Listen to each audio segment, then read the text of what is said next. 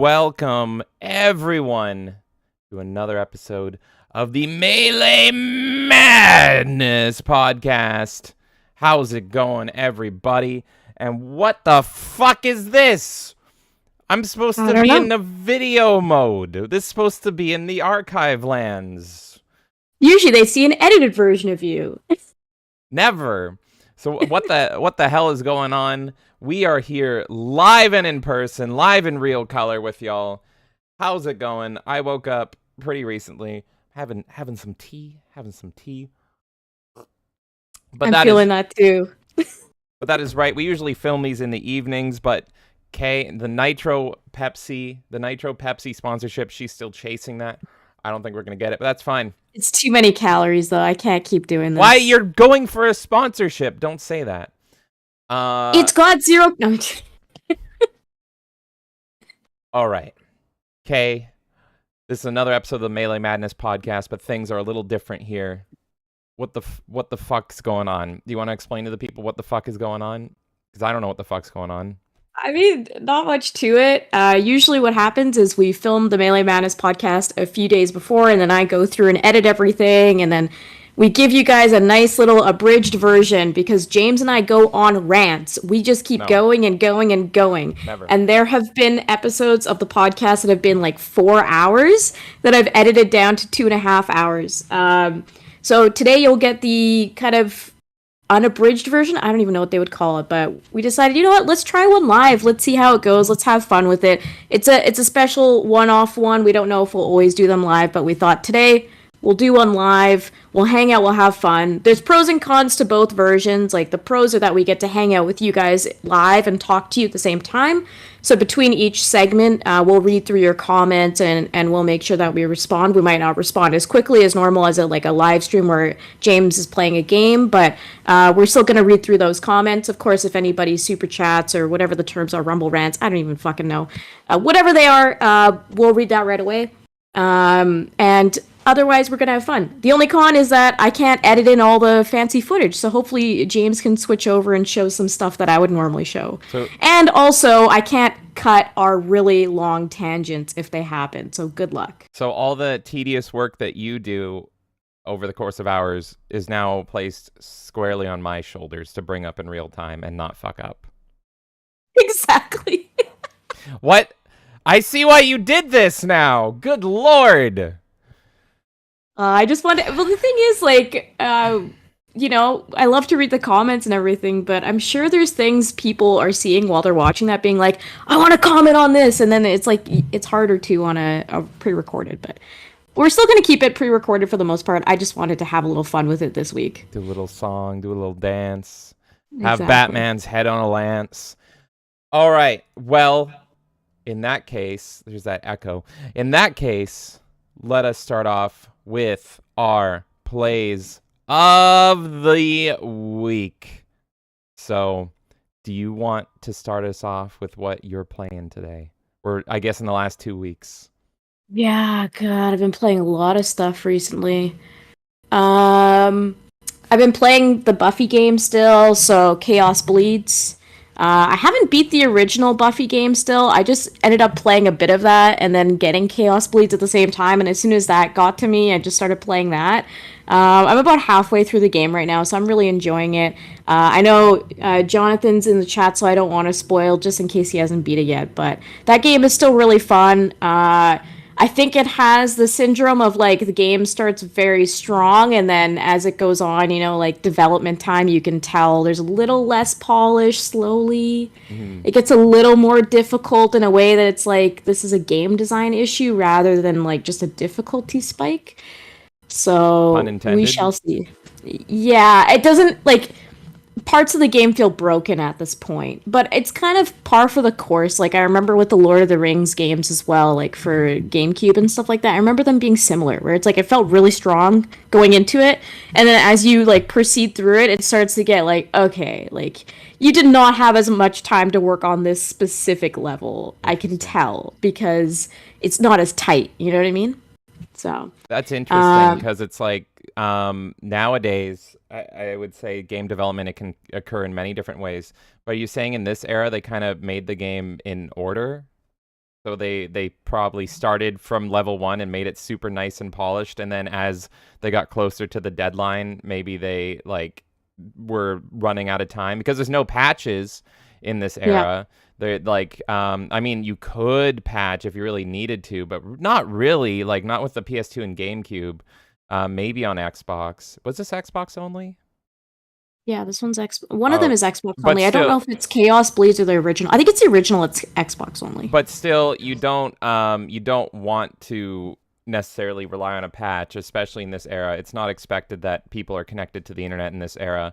um so yeah, it's odd. And this reminds me of like when what was that Zelda game that they had to patch? I think it was Skyward Sword. It was Skyward Sword or Twilight Princess on the Wii, and there Yeah, was a yeah. game-breaking bug, and they had to patch it. And so they were like, "You can send us your copy for free, and we'll patch it for you," because it had a game-breaking bug in it, which was I crazy. totally memory hold that. Totally forgot Yeah, about it was that. like if you go into one of the towns and you talk to like the king of that town or whatever twice in a row, it breaks the game.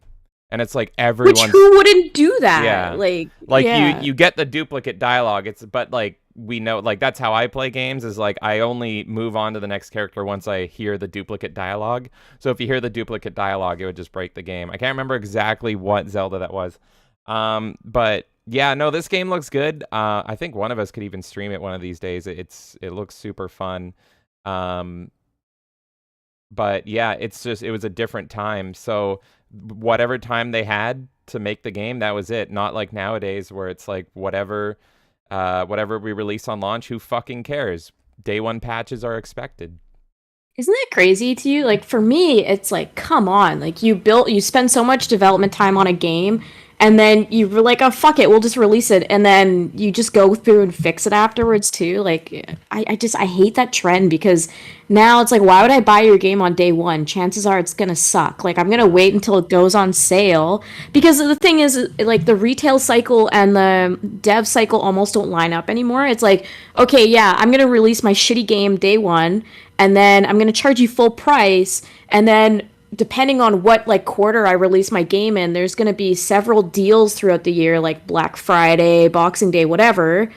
So just on a retail scale, they'll be looking at like, okay, this game has been out for this long, let's try to like push promotions around it and they'll negotiate that with vendors. Hmm. So it's like I benefit more from waiting for games now. Like it's better for Yeah. me to just wait till a Boxing Day sale to buy your games. Yeah, no, Because 100%. it's gonna be more polished and cheaper. It's totally killed hype as well because it's just like, yeah, the longer you wait for on a game, the cheaper it's gonna get and the better it's gonna get on And most average. likely you get all the DLC as well, right? And you Because get the that's the other DLC thing. included. That's what I'm going to be doing with Mortal Kombat 1, aka the ugliest game in the world. Is hey, maybe if I wait a year, the characters will suddenly get pretty. Who knows? Who knows? I doubt it. Hey, do you think modders will do that? Oh, 110%. Modders are gonna go into Mortal Kombat 1. They're gonna make character packs where it's like, here's Mortal Kombat 1 with actual pretty characters, and it's gonna get banned off ModDB for If sure. there's an MK9 patch, I'm in. I don't know if anyone has been following all the modding community controversy, but pretty much ever since a certain mod for Spider-Man, which was on the PS4, ever since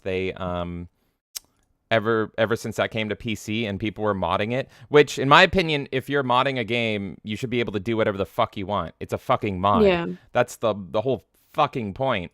But these modding websites have recently, and I think it started with Spider-Man, taking down mods, which is insane. They're optional mods that you have to go find. And so modding websites are now taking action against specific mods here and there. I've seen Baldur's Gate heavily affected. I'm sure Starfield's going to be affected. And yeah, Mortal Kombat. Oh Yeah, my god, please make Starfield models nicer well, we're going to because get to that. that's also an ugly fucking We're game. going to get to that. We're going to get to that. Oh. So anyway, so you've been playing Chaos Bleeds. Yes, And I've been playing Chaos Blades, and that's only one of the games. I haven't even talked about all like right, what else you the heavy playing? hitters. I've also been playing what was it? Sea of Stars. I keep forgetting the name of it. Sea of Stars, which is Oh, like this yeah. classic like pretty much JRPG from our childhood. Think like if you played Chrono Trigger or the classic Final Fantasies, or like Golden Sun is the one that it reminds me of the most. I would say it's like a marriage between Golden Sun and Super Mario RPG. So if you like the environment and the sprites, oh, and Secret of Mana, I guess, as well. If you like the environment and sprites of that kind of era of gaming, it looks really pretty, and it totally like fits in with that style. But also on top of it, the gameplay is so fun. It's so fun. It's got that Mario RPG thing where like it's optional. And I think Final Fantasy VIII had this with the Gunblade as well, where like you can have a little extra attack if you time things right, if you block at a right moment, like if you tap at the right moment, you can block. But it doesn't like give you a button prompt. You just have to figure out the timing yourself. They explain it, and then afterwards you're kind of off to the races to do it. This game is really great. I think it's one of the only modern games where I've been like, okay, I don't feel like I'm playing a game from 2023. And that's a hard thing to say nowadays. Like, usually you're like, okay, either it's like lack of polish or like just modern, like industry stuff that you see, or DLC or whatever it is, or modern trends, like all this stuff. It's gone. It's like I bought this game in like 1995. That's interesting because, like, when I was looking at it, I obviously have zero interest in this game whatsoever. This game is not up my alley in any way, shape, or form. Yeah, because it's turn-based, and you would literally skip a turn-based game even if it was the best game on earth. Yes. But I agree with everything you said, except for the fact that it looks like it was a game that came out in the 90s or whatever. The character models to me, or like I guess the character art to me, looks very modern. Everything else, like the environment and the scenery, all looks like it belongs. But like just the way the characters are drawn, they're not drawn like they're from the 90s, in my opinion. They look like they're drawn by a modern artist. And I'm not even saying that's necessarily bad. It's just like I get that vibe from it, where it has like the tiniest touch of Cal Arts, like the tiniest touch for me. What's Cal But Arts it's so... You know what Cal Arts means, like Steven Universe and all that stupid shit. Yes, yeah. No, I wanted to say Steven Universe. It's like character. It's got the tiniest touch to it, but it's like so unnoticeable, and I don't care, and they don't draw attention to it. But I'm talking about like the game itself feels very like 90s. I'm kind of ignoring the cutscenes because, of course, any game that comes out this year is going to have cutscenes that don't look like 1995. That's fine. And like, yeah, maybe the portraits are going to look a certain, because that's just how art is transformed. I think that kind of art is ugly in general, but I don't think it's like egregious in this. I think it's okay. But that would be like the slightest thing I would say. Dialogue completely feels like 90s. Interesting. It's like kind of maybe I'll say like mid 2000s instead of 90s. It's like a mix. Like there's hit and misses. Some of the dialogue's good, some isn't.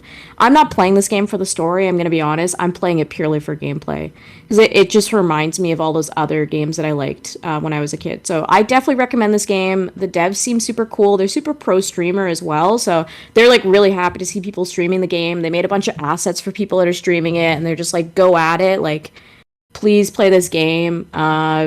And yeah, I just overall recommend that game. It's if you're trying to get a breath of fresh air and escape all this other bullshit, which I'm sure we're going to talk about with Starfield and everything else, fucking play this game. Besides Sea of Stars, I started Mass Effect again. Oh my god. How many times? I don't want to get on too much of a Starfield tangent, but it's literally because of Starfield that I'm playing Mass Effect. All right. Well, yeah, we're going to have stuff to talk about. Yeah, I feel like everyone by now knows what Mass Effect is about. I'm not going to go and treat it like every other game that you go and describe what it's like, but I am doing my first male Shepard run ever. I've always played Femme Shep. I've always dealt with Jennifer Hale. Now I'm dealing with the male voice actor. What's his name again? I can't remember. Mark Meer? Mark Meer. Yeah, that's it. Okay. I'm going to finally play a male Shep. I'm going to see what it's like. I'm going to bang all the hot women. Yes! And usually when I play the female version, Garrus comes after me, and it's like, please, just Garrus, it's so you're the bro. Gross, you're the bro, weird. Stop. Usually I don't end up banging anyone in the female version, because I'm just like, I don't know, you get like, you're too much bros. We got your character up on the screen here. So this Oh, do is yeah. your attempt. I told you to do Commander Gosling, so you have your Ryan Gosling character. And because you wanted to prove me wrong that Mass Effect has a good or bad character creator. Have you So, started the game? Does he look yes, good in game? yeah, I have. Yeah, he looks good in game. So I like maybe 2 or 3 episodes ago of this podcast, we were talking about Pikmin 4, and you were like to me, "Oh yeah, like character models." So I don't know. We got into like a character model discussion, and I got super heated over it because I'm like, "No, I hate the Pikmin character models. There's way better ones. Even Mass Effect is better." And you were like, "No, it's not because the model doesn't look good in the game." Blah blah blah. So my goal was like, I need to make a model that will look good in the game because your defense was, well, the female one you did. So now I'm like, okay, I'm going to do a male one that looks good in game. Uh-huh. So I based him, because you asked for Ryan Gosling, I based him off of the Beyond the Pines version of Ryan Gosling. My only complaint so far Where's the is face that, tattoos? well, yeah, that's, I have a little less customization, that's the problem. So I put a scar where he has a tattoo Right. in the movie, but there was no, but like also it's military, so like it's whatever. But the hair colors as well. I hate that there's like all these bright like purples and pinks and stuff, but then you try to do a bleach blonde and there's no bleach blonde. Yeah. That's actually my biggest pet peeve with the character creator. It's like everything else feels fine, sure, but then I literally go to do the hair and you give me like just matte colors, and then I go into like a deeper part of the scale and it's all like, here's a really deep purple that's bright, and here's like a blue and a pink, and it's like, no, I don't want these like stupid colors. I want like realistic hair, and people dye their hair bleach blonde. Why can't I do this? Or they just have the natural, glorious bleach blonde hair. But yeah, Mass Effect 1's character creator was super freaking rough, in my opinion. I could never get anything to look remotely good. And I have always had a dislike for overly complex character creators. I like things It's that not complex. I barely remember it. It's not complex. I tried dude. making my character look like what's his name, Morrison or whatever. I think that's his name. The Jango Fett. I wanted him to look like Jango Fett, and Okay. I could not get him to look like Jango Fett, and I spent hours. And so that was the moment where I was like, I like character creators similar to like Destiny, actually, where it's like they polish it up so it's not super customizable, but the options you have are polished and will always look good. So you have like a maybe a So couple you dozen. just want character presets. It's a problem. You don't want customization. You want character No, but presets. I want like you can change their face, their hair color, and their beard, and maybe some extra stuff like scars. You can do in Mass Effect 1's character creator. I don't like when you start getting in the 90 degrees, move their earlobes, and like flare up their nostrils. And That's in like every sports game too. What do you mean? That's like so generic. It's I don't like, play sports games. I'm just saying, like, this to me, it was too basic of a creator. That was the problem. It's like I played like Soul Calibur's creator for hours and hours on end. This only took me 30 minutes because it was like, okay, I have like 6 sliders. Obviously, I have more than that, but it's like it was like so minuscule in comparison to other character creators. And actually, I'd never really played through Andromeda, but playing through that character creator, I think that character creator was slightly better, even though I hate that game. Right. Because it gave you way more options. But like the character creator in Mass Effect 1 is like super, super basic. It reminds me of like, well, I guess it is early 2000s, right? It's like 2007? Yeah. I don't remember. Yeah, I played Mass Effect late, so I don't even know what year it came out. It came out after Halo 3, I believe. I think I got it for Christmas that year. So yeah, it was after Halo 3, 2007, like November 2007. It's about par for the course of that time in character creators. But like you get into like the 2015, 2016 onwards, character creators got really good. So I don't know. I think it's very basic. I don't think it's complex. But here's the thing. I was going to say I'll stream it one day and then we'll see. But I love Chad Shepard. Chad Shepard is the best Shepard, so I wouldn't change him anyway. So even if I do play it again, I'm not using that fucking character creator because I think Commander Shepard looks perfect. Perfect. Ooh, wait a minute. Can I make Commander Shepard look like Homelander? Can I make No, because there's no blonde. Yeah, okay, never mind. Commander Shepard's the blonde that I use is the brightest blonde. I'm like, this is fucking crazy to me. Because my Commander Shepard is pretty much just Homelander. He's just killing all the humans. But yeah, so damn it. Okay. Well, anyway, that's Mass Effect, and I'm sure you're going to talk more about Mass Effect in a upcoming segment. But Yes. But otherwise, I mean, we've been playing games together, so I say we look at the comments and then we go into what you've been playing because we'll talk about Sea of Thieves together.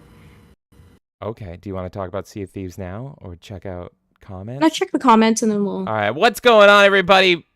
In comment land, we got Jonathan Davis going, nice, let's go. And then Paul says, looks like someone had fun doing a live show. Who, me? Doing a live show? Never. And then he says, raw podcast, that sounds wrong. Well, we only do things wrong here. There's no other way to do them except for wrong. And then Nerdy Neo came in and he flooded it. But let's read through it all. Nerdy Neo says, you should do it live and then edit it down and also release it as a video. Do you want to do that? Do you want to do all the work? That was already the plan. I it? already was play. I thought we would live stream it and then I would trim down a version for I like have our a playlist, plan, so. Arthur. That's I have a eventual. plan. I got it all under control. We're all good. Arthur, show us your hentai. Nerdy Neo says that looks like Kristen Bell's character from Assassin's Creed. I think he was talking about Buffy in that regard. I see the resemblance. God, I memory hold the fact that Kristen Bell was in that game. Nerdy Neo says, I had a Twilight Princess on launch and never had an issue, probably with Skyward Sword, as I played that much later. Yeah, it was the Wii one. What was the Wii one? What was the Wii Zelda? Skyward Sword and Twilight Princess both Wii? Which one came later, Skyward Sword? I see a Skyward Sword. I think it was Skyward Sword. I have a stupid Skyward Sword story. I think it was Skyward Sword. Played that game. Yeah. I've always wanted to play Skyward Sword, and someone that got to know me, which I don't know why they'd want to do that, actually predicted that Skyward Sword would be the Zelda I like. So maybe it's on the Switch, right? So I got to try it. Maybe. I don't see why you would like that game. It tempted me. You know, I think that person meant. I think that person meant Twilight Princess. I don't think they meant Skyward Sword. For sure. And because we were talking about how it's the earliest in the timeline, and I'm like, that's neat. I wonder if that has any relevance. That's the reason? The one thing that interests me about Zelda is the whole timeline stuff, which I don't even think they really do well. But the whole timeline and going through eras and like the reincarnation shit and how they're the same but not, that stuff is what piques my interest in Zelda, if I'm being honest, and how all that connects. And it doesn't really connect. Like, in my opinion, it's something that just the fans really make up for themselves, and the game developers at the time don't really take into consideration any of it. But it's neat to me. So whichever game has the most that, it might be the most interesting to me. And Skyward Sword being the first in the timeline means I am gonna play it one day, because that is neat. That's a neat little. Well, there's two different timelines as well, so there's three, isn't there? Yeah, I mean, there's so many fan theories. I have all the books. I have the Hyrule Historia as like a big treasure chest. Ocarina splits it into 3 different timelines. I'm pretty sure 2 or 3. I thought it was he succeeds and he doesn't succeed. Let me see, Zelda. But then I thought there was another branch on the other side, but Ocarina is like one of the forks in the road. I don't know. I don't pay attention to this shit because it's all fan theories. Yeah, and this is what's most interesting to me about Zelda. Yeah, I got it up right here. But you're not really gonna get that from the games because I mean there are some. I want you to play Wind Waker for a reason. Skyward Sword. It goes. Skyward Sword is first. So I legit would be interested in doing and this would take fucking years, but I'd be interested in doing a Zelda timeline run where we play them in order. So we got Skyward Sword, then Minish Cap, then Four Swords somehow. And then it goes and splits into 3 timelines after that, and it goes Child. Oh yeah, the Link to the Past timeline. I totally forgot about that. A Link to the Past timeline, which also somehow goes into the Ocarina timeline, and then you got this here. And then it keeps going down and down, and then somehow Breath of the Wild is at the end. But I think even the developers of Breath of the Wild were like, "No, that's all wrong," and then everyone screamed. But yeah, this is fucking cool. All of them come together for Breath of the Wild. Stupid fan I gotta fiction. say, while we're on this, if I can find this image, it's fucking beautiful. And I can't. Oh wait, this is it. Yeah, the Metroid timeline is so much nicer and so much cleaner. I gotta say, this is not a good image of it, but that's the image I like. Where the fuck is it? Wasn't it the first one? It's this one. I like this nice, clean one, and I can't fucking find it. It's not that one. Okay, never mind. There it is. Wait. That's the same one you clicked. Yeah, that one I thought. Yeah, there it is. There it is. Okay. The Metroid timeline is so nice and so clean because it just has remakes in it. So it's like you play Metroid or you play Metroid Zero Mission, and then you go into Metroid Prime series, but the stories are like fucking irrelevant. Who cares? But they're good games. And then you go Metroid 2, or you play Samus Returns. Then you play Super Metroid, which is really the only one you have to play. And then you play Other M if you're a fucking madman. And then you play Fusion, and then you play Dread. That's it. It's fucking clean. It's nice. It's done. It's all fan theory shit, too. No, this one's I don't real. know. This one's Okay. real. I'm not a Metroid person. Just I want to make that clear. Okay, well, if you ever get into Metroid, literally just play Super Metroid. It's the best. Then play Fusion. Then play Dread. If you want the story, I like Super Metroid. I played through most of it, I think. Yeah, isn't that where you save the animals? I played it. yeah, but to get Yeah, I beat it. to get the story of Metroid, you literally just have to play 3 games and then you're good. Like you just play Super It's Metroid, Metroid Fusion, then Dread, and then you had a good time. Dread was good, by the way. We've never talked about Dread because I played it before we even did this thing, but Dread was mwah, mwah. I thought you streamed some of Dread. No, came out in 2021, and I played it Which on one am I launch. thinking of? What's the new? Oh, you did Prime. Metroid Prime. Sorry, remastered, yeah, Prime you're remastered. right. Which Prime, all of Prime's continuity takes place between Metroid 1 and 2. So you don't even get to the meat. You don't even get to the Super Metroid story. It all exists between Metroid 1 and 2, which is kind of crazy. I'm going to make some Metroid. Look, Metroid Prime was a great game. It was a great game. I just thought the story did not fucking matter at all. I feel like most people played Metroid just for the game feel, but then ended up falling in love with the story But the afterwards. Super But this Metroid is from story- afar. I'm Super saying Metroid this. story, so good. So good. We need some TikTok upbeats. Oh yeah, so we're reading comments. We're gonna be here for 18 years. La la la la la la. What else is going on? What started that rant? Oh yeah, Twilight Princess. Yeah. Okay. Let's see. Nerdy Neo says the benefits of waiting for the game of the year version on sale usually fixed and has all the DLC. That is Exactly. that's what I am doing for Mortal Kombat 1. I am waiting for the Mortal Kombat 1 Ugly Edition, and it's gonna have all the ugliest characters right on the cover, and I'm gonna be like, oh yeah, baby, I got my Mortal Kombat, baby. Nerdy Neo says, remember Spider-Man mod that removed all those certain flags? Yeah, bullshit. Exactly. That's what I was alluding to. Pretty much modding websites now are, instead of just letting any mods fucking go through, they're starting to take stances on what mods are okay and not okay, which defeats the whole purpose of a fucking mod, and it's insane. It should be all or nothing, in my Yeah. opinion. It's like, okay, yeah, we're gonna allow everything, or no, we don't want our game modded at all. Like, And leave it the fuck I wanted alone. to mention it Jeez. yesterday on our Xbox stream, but one mod that I went crazy for, and it was the original Xbox, was, you remember Action Replay? Yeah. Action Replay was pretty much a way that you could plug in and get save files off the internet and plug it into your Xbox. And it was on Yeah, other yeah. systems as well. But like, I remember on the Action Replay site, this person... Cheaters. Just the- kidding. What's that?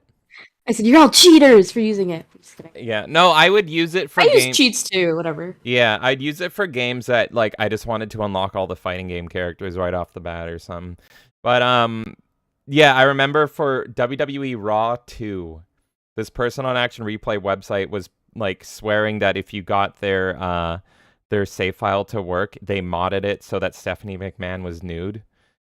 I spent days. Oh, yeah! I spent Dude, wasn't that like a days. schoolyard thing? I feel like that was a It schoolyard was so thing. obviously fake. There was no fucking way. But little me, I was like, Maybe if you had told me about it on the schoolyard. yeah. Oh, maybe. I was like, have you played Raw 2? I need We'd the be Stephanie like- McMahon nude mod.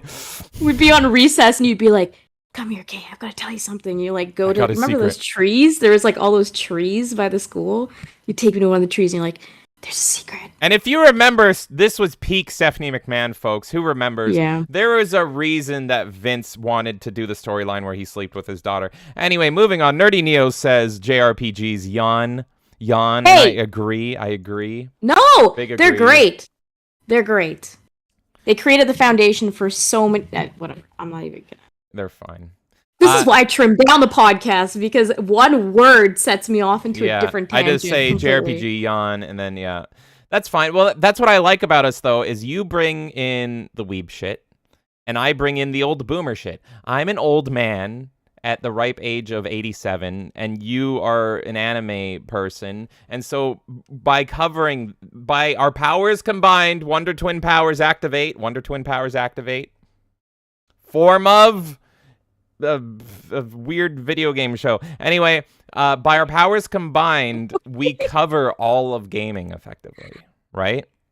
The things I play are the things you don't play and vice versa. All right, Nerdy Neo says, I was stoked when I heard a prequel to The Messenger was coming out, but then disappointment was immeasurable and my day was ruined when I realized it was a JRPG. It's good. Give it a chance. I do think it's really cool when these new smaller studios are able to fucking like totally do entirely different genres. What is that? What are the people that did Bastion? They did Bastion and Transistor and Hades. And it's like every single game that company does is like like the art style is the same and the theming is the same, but gameplay mechanic wise, they're all entirely different games. And even though not every game might be for me, I only liked Bastion personally. I really liked Bastion. It was my favorite indie game at the time. Even though not every game would be for me, I actually didn't like Hades. I thought Hades was overhyped. There's better roguelikes out there. It's cool that a studio is able to just fucking throw everything out and being like, we're doing a totally different game now. Like, that company might do a shooter. Who knows? They might do a sports game. Who fucking knows? Nerdy Neo says, yes, Mass Effect is the best, and Mass Effect 2 is in my top 10 games of all time. Nerdy Neo says, remember when my Mass Effect Andromeda Abomination character? I do. I had a fucking nightmare.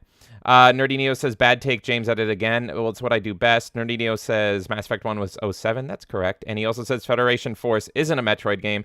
I have never played Federation Force because it just looked like such a joke of a game. I might try it one day. And we got Usagi in the chat saying, good afternoon. How's it going, Usagi? And Nerdy Neo says, ask me about Metroid. Nerdy Neo has taken the place of Cobb, and he is now sitting in the Melee Tavern. Yeah, I was thinking that we should put him in the fucking Sea of Thieves. Have you played Super Metroid? It's the new Metroidvania from Nintendo with its stunning 16-bit graphics. Nerdy Neo says, that's like the Tomb Raider nude mod, never existed but was infamous. Yeah, for me, it was all about Stephanie McMahon, baby. It was all about Stephanie McMahon. Should I bring up Stephanie McMahon in that peak era there? Yes, of course. McMahon. Of course. Okay, I really got to make sure I get the right image before I, okay. Yeah, don't get us banned. Yeah, okay. Look. Yeah. I'm just saying. There's a reason why I was so motivated. I am just fucking saying there. Anyway, video games, right? Technically, yes. Technically, yes. What have you been playing? Oh, yeah. Let's start with Sea of Thieves, and then we'll go to everything else I have been playing for forever. So let us talk Monkey Island crossed Sea of Thieves here. And I'm just going to bring up some of our footage because we were streaming it. So if you guys don't know, Sea of Thieves is doing a cross promotion, if you will. Sea of Thieves being an always online game with Monkey Island, and they're releasing them episodically. And we played episode 1, and we tried playing episode 2. And we are big Monkey Island fans here. It's been said to death, but our name is kind of a hybrid combination of Smash and Monkey Island. The first island you visit on Monkey Island 1 is called Melee. So we had to play this very near and dear to our hearts. You're definitely going to get a Monkey Island stream one of these days. What are your thoughts so far on our experiences with Sea of Thieves x Monkey Island? I really like it. I think that it fits well. Like, the universe fits well. I don't like the character models in Sea of Thieves. I've always had that complaint. Yeah, I think, they're like, so ugly. They're so ugly, especially the women. Like, sorry to say, but like they look really bad. I tried so long to make a decent looking character and I couldn't. Why don't you tweet that out and see what happens? Yeah, I'm sure I'll get a lot of ratios there. Still looks better than Starfield. We're gonna get to that.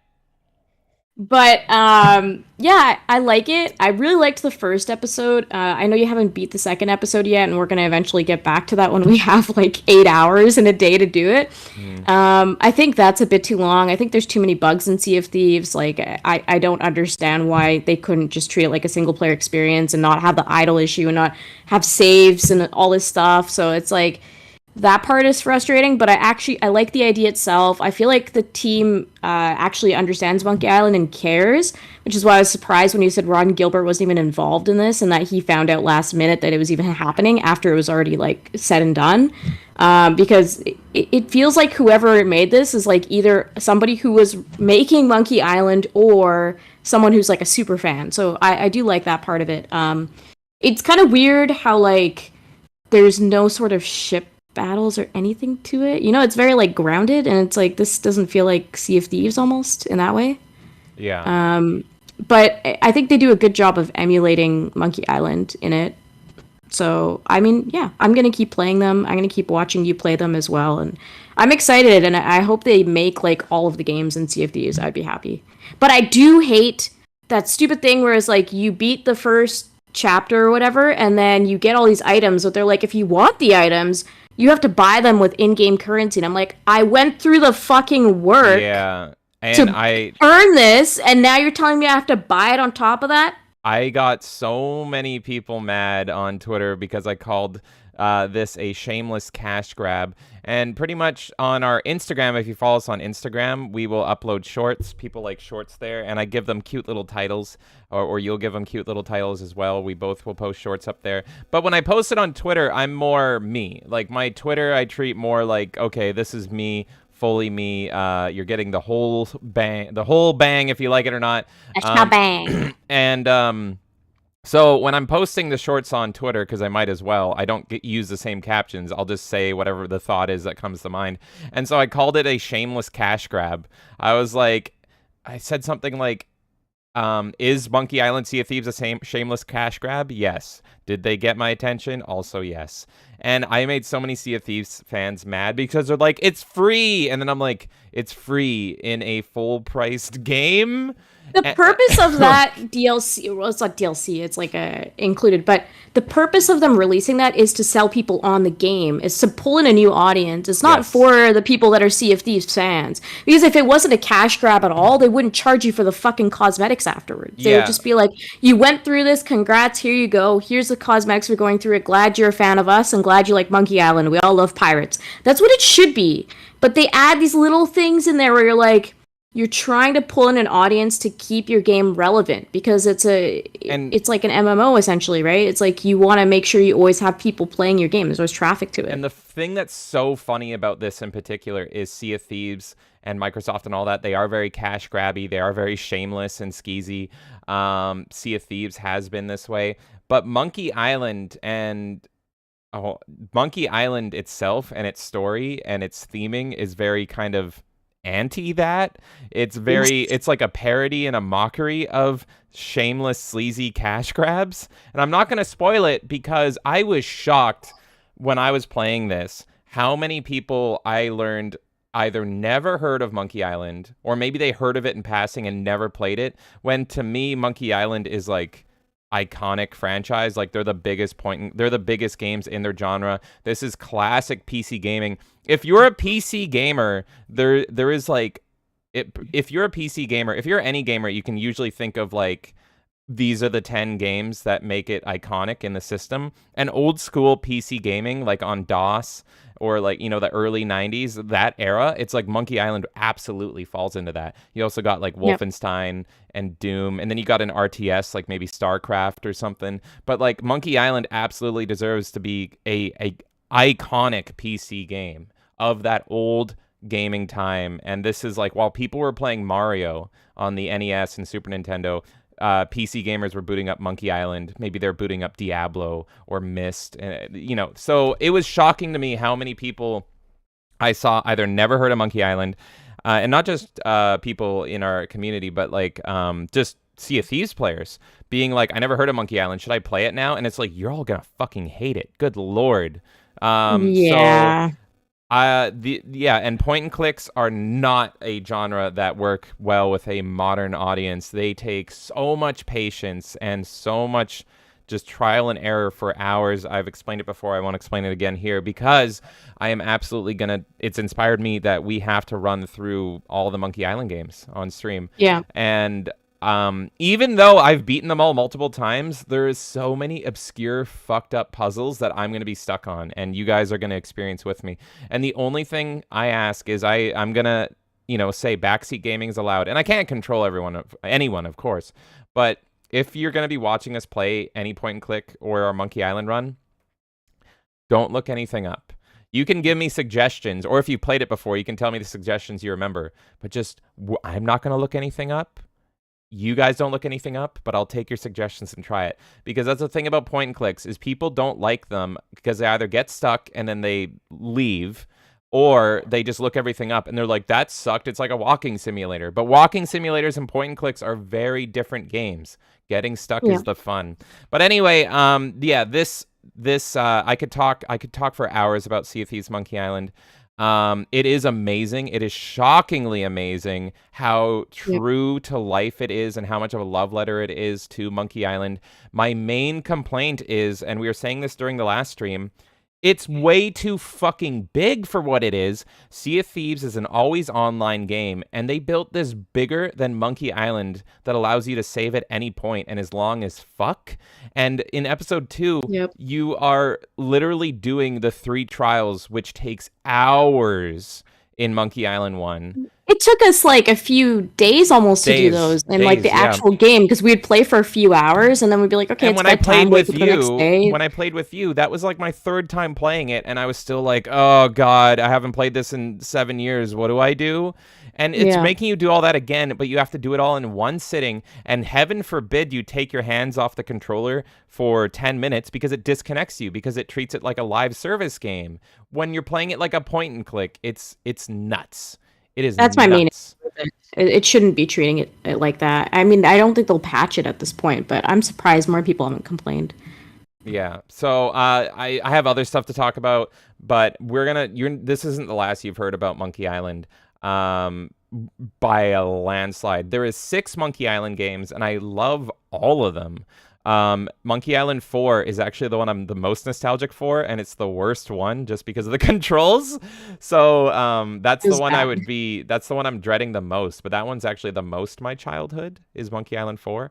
But yeah, so anyway, I gotta move on or else we're gonna be here for 18 years, but this is not the last you're gonna hear of that. Do you have anything else to add before I go on to the other pile of games? No, because we're going to do another stream of part 2, and then we're going to be talking about Monkey Island for 8 hours anyways, right? All right. So. Well, the point and clicks do not stop there, because the next game I've been playing is McPixel 3. And there he is, Steve! Steve McPixel 3. And this was really, I was so hyped for this game. I loved McPixel 1. And this game just gets me. This game is my fucking comedy. Comedy is the most subjective thing in the world, but like for a game that just makes me cry laughing and it's so fucking zany and off the wall, this is exactly me. If you can play it, this would probably be in my Rolodex of like, I saw this on Twitter, play 10 games to get to know me. I would include McPixel 100%. And because McPixel is the kind of comedy where most people would look at it and be like, what the fuck is wrong with you? Like you're not a normal human. You need to go and see a therapist. And I'm just like busting out laughing. It makes no sense. And I also wanted to show this to our community because we've been playing it blind. I only 100% in McPixel 1. But McPixel 3 is, as I said, it is a point and click. And so many people have not played point and clicks, but it's a point and click on fucking crack. So the average point and click, the old school point and click, you're supposed to sit there and think and be like, what combination do I do? What do I do? What do I do? But every scenario in McPixel is on a fucking timer that ranges between 10 seconds and a minute. And so it's more like, God, what do I do? What do I do? I click this? No. What is this? And so it's literally the cracked out version of a point and click, and it's just so zany and off the wall. It makes no fucking sense. And I think people will literally be turned off by this game because they don't understand it. But I understand it. It is so literally me. It causes a panic. I think that's the thing that might turn people off from it. It's like, what the fuck do I do? Okay, I'm on the next level. Like, I can't, you know what I mean? Yeah. Because it just like it doesn't wait for you. So I can see why people don't really like this game. If I'm honest, I think the first McPixel's better. It's been quite a few years. It feels McPixel 1, it was like a weird experiment. McPixel 3, it's almost a little self-aware. You know what I mean? You know when Yes, exactly, yeah. like you know when comedies like they make the sequel and then they lean too hard into the crazy because they're self-aware of the crazy. It's like, and they're like that, oh yeah, people found that joke funny. We should lean into that stuff more. And it's like, just don't overthink it. Just kind of make it the same way. It's still really good, but it's got a little bit of that. But I still am really loving it. Steve is annoying, honestly. Steve is the joke that is funny, and then it stops being funny, and then when you're exhausted and tired and miserable, Steve pops up and it's funny again. Exactly, yeah. And so that's why I like him. But yeah, I don't know. I was really curious to see what people thought of this game, and I wanted to see it would just test people's patience with us, but I fucking loved it, and we're gonna 100% it on stream. I can't wait to play more McPixel. And that's also what people should be prepared for with any point and clicks we play on the channel. James is the type of person. Actually, it's funny. This ties in the conversation yesterday with storytelling versus gameplay versus achievements. James is the type of person that will do every single line of dialogue ever. Yes. Ever. This is how I've always known him. So if you're watching him play a point and click, be prepared that you might see the answer right away. He sees it too, usually. Yes. He just wants to get every single answer. And actually, I get driven crazy by it sometimes too, because I'm very much like, okay, I get the point, let's keep going. And even like Pikmin 4, you have sat through every single day and talked to everyone in that fucking camp. And me, I'm just going to the next day. So it's like you get more out of the story than I do with Pikmin 4 because you're actually talking to people every single day. Yeah, there's shit that you don't even know what's going on. Like, and I'm like, I get the gist of it. It's fine. Yeah, they're lost in space. It's a fun game to play. So with point and clicks, that's where it comes out the most with you, I've noticed. And I remember Monkey Island took us a very long time to get through together. But it was fun because I like the dialogue in Monkey Island. It's very quirky and it works.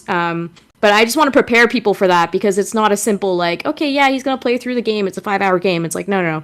It's going to be like 20-hour game with him. Yeah, because it's like, I see that I need to take gun and hand it over to Guy. But if I love the game, I'm going to take gun and give it to Lamppost. I'm going to take gun and give it to Banana. I'm going to take gun and give it to Monkey, because that's the fun of point and clicks to me is, and this is why I've really only played the humorous point and clicks. And that's why I love LucasArts so much, is that most of the LucasArts point and clicks were comedies.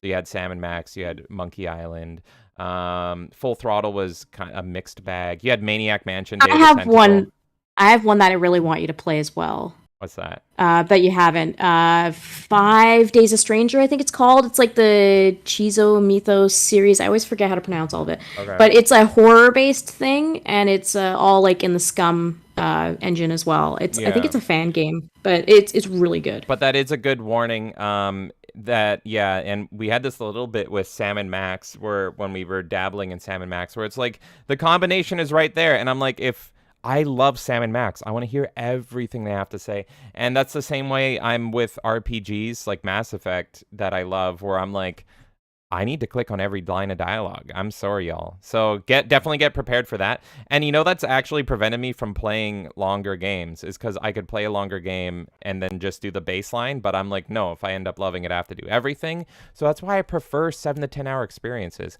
I actually don't like when I play a game and I'm like, oh, it's got so much dialogue, because I'm going to have to listen to that dialogue. I'm not going to skip it. So I prefer when games are like, we're not putting this in, and we're making it a tight experience. And that's something Joseph Fares does really well, is he makes it a tight, compact, punchy experience that's flawless. So anyway, get prepared for that. Next game, talking about games that have heavy dialogue, Non-stop. Oh my god, if you watch me play this, the amount of I'm sorry, all it was sitting. All this was sitting and listening to dialogue. Doom 64. So Doom 64. We played this in the middle of the night. This has been on my list for a long, long time. And I can't wait to get back to this. This was me and DJ hanging out playing Doom 64, and Kay was in it as well. And then Kay, you had the brilliant idea, and this is one of the cool parts about streaming, is it's definitely added to the game because Doom 64 is very ambiance based. And so you were like, what if we put this to banjo music? And I'm like, done. And we put it to banjo music and it worked so well. And we ended up playing for hours. How many hours? This was a 3.5 hour stream. When I went through all the banjo music, I swapped it to DK64 music, and now it's like, fuck, great. Whenever we go back to Doom 64, I'm gonna have to put on more Grant Kirkhope music, or I might put on. I want you to put on GoldenEye. GoldenEye's too cool though. I like the like. It'll work though. But I like the what's the term? Like juxtaposition, if you will, or Yeah. whatever, of having this brutal, intense, violent boomer shooter done to da da da da da da da da da da da. Like it worked so well because it was just the opposite, and I love that. I love zany and wacky, and it worked perfectly. But the reason I wanted to talk about Doom 64 is it's such an interesting game. I love boomer shooters. I love Doom. In fact, I sometimes will say that Doom is the best game ever made. Not my favorite game, but I like objectively, I'm like Doom like it didn't start the genre, but it pretty much got it fucking running, and it was the fucking standard, and it's still an amazing game. And just the modding community keeping it alive. It's a perfect game, Doom 1, and it still can be played today on fucking anything. But the interesting thing about Doom 64 is a lot of people, a lot of Doom fans back in the day, like Doom, if you were a Doom fan, you played on PC, right? Unless you were playing a port of it on everything, because they ported Doom everywhere. You played it on PC mainly. This, again, just like Monkey Island, this was a PC gamers game. I grew up, a lot of my childhood was PC gaming. Warcraft, Doom, Monkey Island, Redneck Rampage, Duke Nukem. So most people, myself included, and also actually Medicare admitted to this as well, Doom 64 was included in the pre-order for Doom Eternal, and that's how a lot of people ended up playing it for the first time, because boomer shooter fans aren't going to have a Nintendo 64 back in the day. And even if they are, they're not going to fucking play Doom. The way Well, they assumed that Doom 64 was just another reskin of another Doom, port, because but it's a completely different game. Because at the time of Doom 64's release, Doom had already been ported 11 billion times, and it was going to be ported another 11 billion times. So just the naming of it and everything, everyone's like, it's another Doom port. I've played it. Yeah, it's literally just Doom, but they put it on the N64. It was on the PlayStation. Doom was on PS1, ran like shit. And so, yeah, everyone dismissed it. And then it was like, oh, wait, no. Years later, everyone's like, you're telling me this is actually a new Doom game? So we have Doom 1, we have Doom 2, we have the master levels of Doom, and then we have Final Doom. But then you also have Doom 64, and like nobody knew this was fucking included. So all of a sudden, it's an amazing feeling where it's like, all these years, I didn't realize that there was classic Doom that we were missing. Holy shit. So now we're getting classic Doom, which is like pre-Doom 3, that we never got to fucking play, and we're playing it for the first time, and it's really good.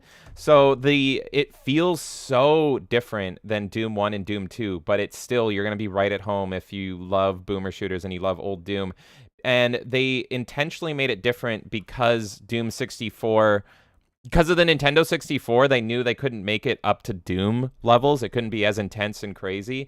And then people would be playing with the N64 controller. So it's like, okay, we need to slow it down a little bit. So they make it, and that's actually why I'm playing it on the Switch, because I want to play it on a controller. I own it on PC, but I'm like, it feels like it's made for a console. So I want to play it on a console. And so everything is more atmospheric. You can kind of see the ideas of Doom 3 because it is more horror atmospheric, more puzzly, more slowed down. But the Doom gameplay when you get into the combat is still there.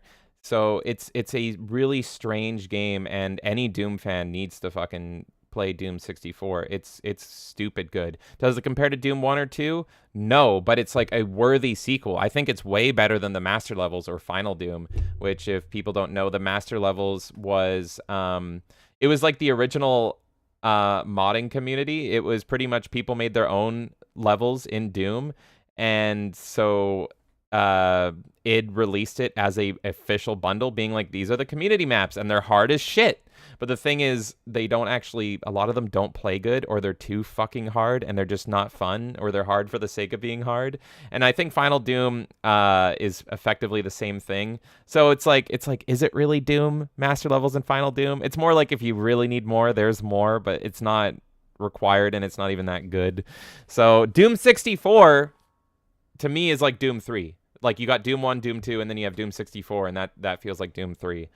And I fucking love it. So we're definitely going to go back to more Banjo Doom. All right.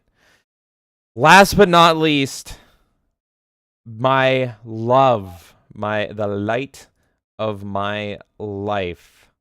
We have Unreal Championship 2. Oh, okay, yeah. I was like, what game? Oh, yeah, yeah, no, here's the thing is, unfortunately, it's going to be a long episode, but we'll try to speed it through.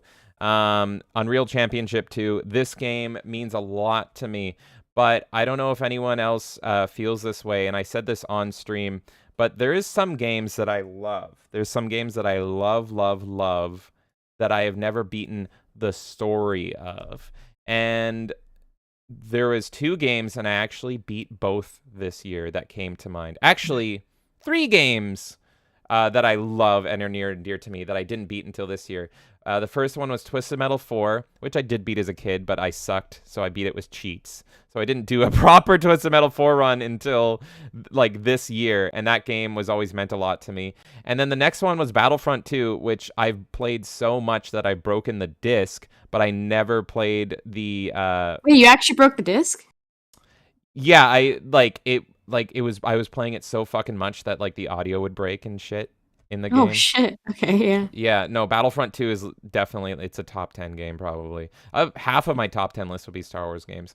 But then yeah, the 501st mode is like extra. So like Unreal and Battlefront are very similar in this way, where like the meat of the gameplay, it's not really the story. It's the story is actually a tacked on mode, like for both of these games. And to someone that plays like maybe JRPGs or turn-based, maybe that doesn't make sense. But it's like it does make sense to me. What do you mean? So it's like you're playing the game either to play multiplayer. You act like I'm just in this like one little weeb corner, and I've got like. Listen here, weeb. Over here, we play man games. We play big boy games. You enjoy your what was it? Oh yeah, you had this revelation recently where it was you were talking to me about Naruto. And you were like, yeah, so Naruto went over and talked to Shinsuke Nakamura or something. And I'm like, wait, I thought Naruto was just the name of the show. And you had this... Oh my god, yeah! So because I was watching Dermy stream, late night stream. Check them out, they're good streams. But they were talking about anime live action adaptations. And we were just talking about a bunch of them, and then Naruto came up, and I said I was joking around saying that you should cast Matt Damon and Tom Cruise as the main characters because it would be funny. Like, it's so stupid. Why do you have a live action of these games? Just make it a Hollywood, like, humiliation ritual and make it so that you put, like, these actors and then make them run like the Naruto characters. It'd be the stupidest, most hilarious thing ever. And I'm telling James this, and he's like, Naruto's the name of the guy? And I'm like, yes. I just never realized that. I thought it was just the name of the show. I'm like, it's named after the guy. What? To me, that was like if you said Samus was named Metroid, or Link was Zelda, or you know what I mean, or like Master Chief is named Halo. So it's like, yeah, the title character Halo has to go and save the world. And I was like, oh, okay, that's how out of touch I am with anime and all that shit. I like my Death Note. I like my Tanya and the Saga of Evil, and that's it. So yeah, I had no fucking idea. So anyway, yeah, back to this. So listen here, weeb. The main thing about Unreal Championship 2 is the story is really fucking secondary. In fact, when we played through it, I didn't know I could do it in one sitting. It's so secondary. You play these games, Battlefront 2 and Unreal, for really the meat of the experience, which is you either play instant action against bots or you go online and you play with people. And I played Unreal Championship 2 to death. To death in the instant action, but the story, if you watch me play it, is bullshit. It does one of those things where you set the difficulty to like the normal difficulty, but it actually ignores that, and it's like, oh no, fuck you. We're gonna put it on however we want it. And then on top of that, it's like you're not actually playing fair matches. So not only is the difficulty increased, but then they're like, you have to beat 3 people at once at the same time, even though that's not how the game is designed. And so I've never beaten it, even though I love this game, and it was always a sticking point to me, because this game means so much to me. And so I'm like, fuck it, let's see if we can fucking beat this game. I didn't even know if it'd be possible, and we did it with one sitting, and I feel so good about it. That's literally 3 games, and I'm curious if anyone else has a game that they love where they either took forever to beat the quote-unquote campaign or if they still haven't. But literally the 3 games where I never truly beat them, I fucking beat them this year, and so I'm like, I can call myself a fan now. But yeah, Unreal Championship 2, talking about the game, it's so fucking good. I have still never played a game like this, and I get why it's not popular, but to me, this is the Unreal game. The whole tagline was bring a knife to a gunfight, and this was class-based games before class-based games. Go fuck yourself, Apex. This was insane, because back in 2005, we had a Unreal turned into a class-based shooter. What class-based shooter existed in fucking 2005 only on the original Xbox? This was an exclusive. When people talk to me about original Xbox exclusives, and they're like, don't you only have Halo? We had Unreal, and this game doesn't play like Unreal.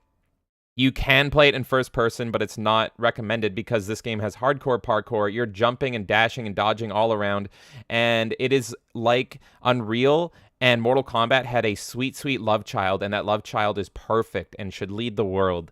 Because if you press B, you swap to melee mode, and then they're like, oh, how does melee mode compete with the fucking snipers and rocket launchers in Unreal? And that's the beauty of the game, is they fucking do. And so you can go fuck this, and you can play full melee mode, and it's totally viable, and it's amazing, and you can dash and speed, and the game has fucking fatalities in it. It's just beautiful. It's so beautiful. I'm just gonna skip ahead a bit in the yeah, there's some melee mode there, and this is and this game is so badass. It's of the time. So we're literally playing a mode where the goal is to kill more slaves. They just release a bunch of slaves in the world, and it's like, who can kill the most slaves? And then the game is also sexy as fuck. It's brutal as fuck. Literally, the plot of the game is you're trying to fuck your cousin. I'm not gonna lie, like truly. And she's hot as hell, but she wants to become the empress, and you want to become the emperor. And you left her at the altar, and because you really love her, it's like it's the best My Chemical Romance song ever. And your best friend is an old-timey war veteran, and he goes to her face and straight up calls her a whore. Not joking, not over-exaggerating. He literally is like, you're a fucking whore. And then her new boy toy tries killing him, but not before we get an ass shot of the character, because she is hot as fuck, and it's like, I can't even blame Anubis, even though they're distant cousins.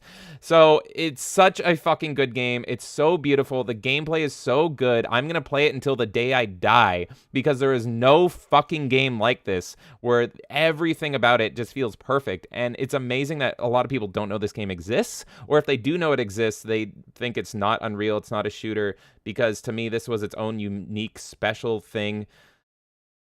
I could talk about this game forever, and you're going to see me playing it again. I want to play it right now. All right, goodbye. I'm going to go play it. Should we read comments, or do you have anything to say about me gushing over this game and wanting to marry it?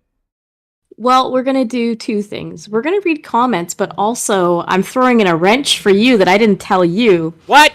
I'm going to get you to make a poll. I have 2 different Anything Goes topics, and since we're doing this live, they get to vote on YouTube which one we end up talking about at the end of the show. Oh my god! All right, let's start the poll. What is it? So I'll just keep it super brief with the word rather than going into it. Arcades, Okay. exclusivities is the second one.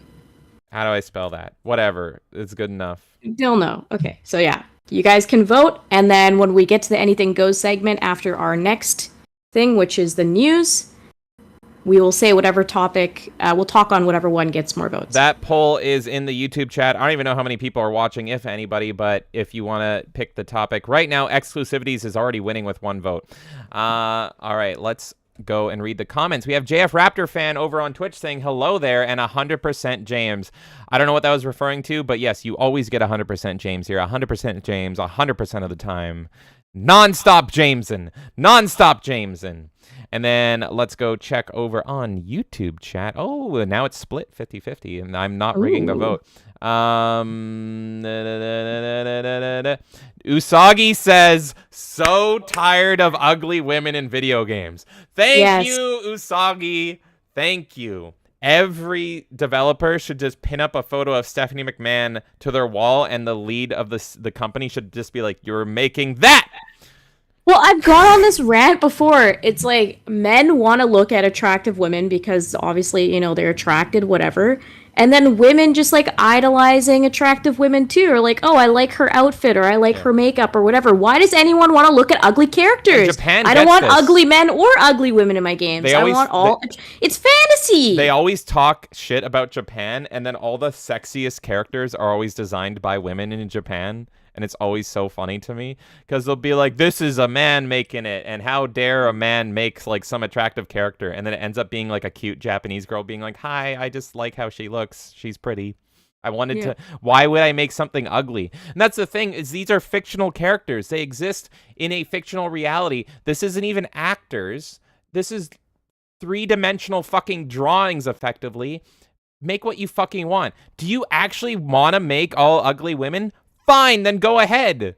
But don't be surprised when it doesn't. Your game. Yeah, don't be surprised when it doesn't sell well. I want to play Cellkick. I want Unreal Championship 2 design. Cellcat, that's her name, Cellcat. I want Cellcat in every game where it's like, damn, she my cousin, but she kind of bad though. That's what I want in every game. That was literally the plot of Unreal Championship 2. She's my cousin, but she kind of bad though. So. What the fuck? So yes, I agree. Usagi says Microsoft is getting worse about being cash grabby as they get bigger. FH5, what is FH5? Do you know what FH5 is? Is getting multiple car packs that weren't a part. Oh, for Forza? Forza Horizon? Yeah, Forza is getting multiple car packs that weren't a part of the $100 deluxe edition. It's going to be like a $200 game, I bet. Good fucking lord. And yeah, those games like Forza and all those games, they really appeal. They pretty much what they do is they realize that they're appealing to people that love really expensive cars, but they can't buy every expensive car. So what they have done lately is we can get these people and they can feel like they're rich by owning every fictional car in our game. And it's really manipulative, like psychologically speaking, because it's like, you're not rich enough to afford a Porsche, but we're going to sell you a Porsche for $100 in the game. And so you can tell your friends you own a Porsche, but really you just own like a fucking digital license to a fictional Porsche. It's really gross. Nerdinio says, I want to see a collab between Sea of Thieves and Ailstorm. Hell yes, brother. I am a huge Ailstorm fan. I'm actually a huge pirate metal fan. Like, not just Ailstorm. Ailstorm is the biggest pirate metal band. And I've listened to them to the point where I'm almost sick of them because they're so fucking good that I listen to them nonstop. But I have a whole pirate metal playlist on Spotify I need to send you, buddy. Because I love pirate metal, and I've been to a pirate metal concert, and oh man, I could talk about that forever. But pirate metal is so near and dear to my heart. I almost died at that concert because I was so fucking drunk off rum that I fell in the mosh pit on top of this big fat guy, and then another big fat guy fell on top of me, and I was crushed, and I was too drunk to do anything about it, and I just resigned to life, and I'm like, this is it for me. This is it for me. And I'm dying happy. And it was while Ailstorm was playing. Actually, Ailstorm is the only band that I've stage dived off of. I hate stage diving douchebags, but I was so fucked that I stave dodged off of Ailstorm. But yeah, I shout out to Rumahoy, currently my favorite pirate metal band. Rumahoy is so fucking good. And here's how piratey Rumahoy is. They are such pirates that they steal Ailstorm songs and make them worse. What is more piratey than stealing other pirate metal's booty, other pirate metal's music? It's so funny. And Ailstorm's aware, and they're like, these guys are the fucking best. They're hilarious. They literally will steal our music and make shitty versions of it. I love Rumahoy. Usagi says, that's ignoring the $75 controller that was required to unlock a single car, and it wasn't even good, or the nail polish you had to buy to get a different car with a special paint job. Good fucking lord. I'm so glad that I'm not into Forza. I'm so glad that I love kart racers instead. Remember when Mario Kart got like Mercedes and shit? It's still oh my god, yeah. It's still in the Switch one. It's still in the Switch one. And it's like, that's probably the one thing I really don't like about Mario Kart 8 is the fact that you can drive a Mercedes, and it feels so off. But at least they didn't charge like $100 for the Mercedes, so Mario can go and like. It's not a good game. We're gonna be here forever. No, we're not talking. No, I actually. Fuck you. I didn't get to rant because Miyamoto threatened my life when we fucking talked about this. But my opinion of Mario Kart 8, super quick, is that it is a game that is made effectively flawlessly, and it doesn't have a lot of character or grace, but it is the McDonald's or Starbucks of video games. Everyone can play, and everyone can play it. Everyone can play it in the world, and everyone can have a good time with it. And that's why it's such a high selling point. And that's why it's such a good game in that regard. But if you're an actual gamer, a hardcore gamer, it's not going to be your favorite Mario Kart. But it's the most played Mario Kart ever. It sells Switches like crazy. And in that regard, it is a pretty incredible game. And how they pulled that off. Is it my favorite kart racer? No. Crash Team Racing is. The Starbucks comparison is just so funny to me. Because it's like, yeah, it is the Starbucks of kart racers. Of video games. And guess what? Most of Starbucks drinks are not how most coffee shops make their drinks. Yeah, but everyone goes there. Unfortunately, the reality is that Starbucks sells milkshakes to people, and that has infested the coffee industry. And now other coffee stores, cafes, whatever the fuck you want to call it, in order to compete, literally make similar drinks to get some of that audience. But at the end of the day, it's not the same as pulling a shot of espresso with a manual machine. I know a lot about coffee, so that comparison is like perfect to me. No, but that's what I'm saying. And to me, it's like, yeah, it's like impressive. Mario Kart is, and it's awful. I don't think it's awful. I just think it doesn't have character. So if you look at like the previous Mario Karts, every Mario Kart tries to do something. Every Mario game tries to do something. It's not awful. I'm saying it like it's so bland. It perfectly achieves what it's trying to do, which is to be the catch-all game for everybody. If you look at Mario Kart 64, it's the first three-dimensional one. That's what it's trying to do. If you look at it on the portable systems, it's the first portable ones, I think on the Game Boy Advance or whatever. If you look at Double Dash, it's trying a completely new genre, and that's why gamers love Double Dash, is it's such a flip on its head, and it's so fun and unique. What Mario Kart 8 is trying to do is it's trying to be let's make the perfect experience that appeals to everyone. But when you appeal to everyone, you appeal to no one, and that's why it's nobody's favorite kart racer, but everyone's played it, and so that's why it is a huge success, and that's why I think it's kind of an amazing game. But no, it should not be anyone's favorite game, not even everyone's favorite. I view it like every other industry where, like, even iPhone versus Android. iPhones, you're going to have more iPhones out there, but the Android is way more customizable, and if you know what you're doing with an Android, it's a way better phone, but an iPhone is stable and consistent, so people often go towards it, and because it's like the flashy new thing. So Mario Kart to me is kind of similar. It's like there's so many better kart racers out there, but everyone just keeps picking up Mario Kart because it's like, oh yeah, this is easy, and it's there, and it's available, and whatever, and it does what I want it to do, but it's like you could have so much better quality out of your kart racer if you gave love to a different kart racer. Instead, you settle for this like mediocre trash that's consistent. Well, I recommend yeah, Don't I get recommend it. everyone check out the Crash Team Racing remake. It was fucking great. It's beautiful. I played the shit out of it. It runs great on the Switch even, but it's available on every system. And Crash Team Racing is my favorite kart racer. Give more love to that. But like, I don't know. Go look at the sales compared to Mario Kart 8 and Crash Team Racing. And I'm sure it's like not even comparable, whatever they Of are. course not. So yeah, it's like, if anything, I thank Mario Kart for bringing kart racers back, because for a long time they were gone, similar to how fighting games were gone for a while. And Mario Kart 8 kind of also made other people be like, we want a slice of that pie. And so other games have come and done their own kart racers since. But anyway, Nerdy Neo says, given James' love of point and clicks from LucasArts, I recommend Thimbleweed Park. I really want to play Thimbleweed Park. It is a point and click by Ron Gilbert. It was before he did his most recent Monkey Island. It was a few years before. And so this was his like, hey, I'm doing another point and click. If you don't know, Ron Gilbert is pretty much the father of point and click games, at least on the LucasArts side of things, because similar to Nintendo and Sega Genesis, there was, I would say, the PC equivalent, if you're a point and click fan, was Sierra or LucasArts. Do you play Sierra point and clicks or do you play LucasArts point and clicks? And I was diehard LucasArts. And Sierra point and clicks are a totally different beast. What is that series called? I can't remember. But anyway, the one with the little hat and all that stuff, the Quest, whatever the Quest ones. But yeah, Thimbleweed Park, we should play that. That's actually a great recommendation, because it is, I think, a more serious point and click, but it looks like Maniac Mansion 1. So it plays like a Scum Engine point and click. But it's very Twin Peaksy. It's like X-Files-y, Twin Peaksy, like investigative murder. So I really should play that.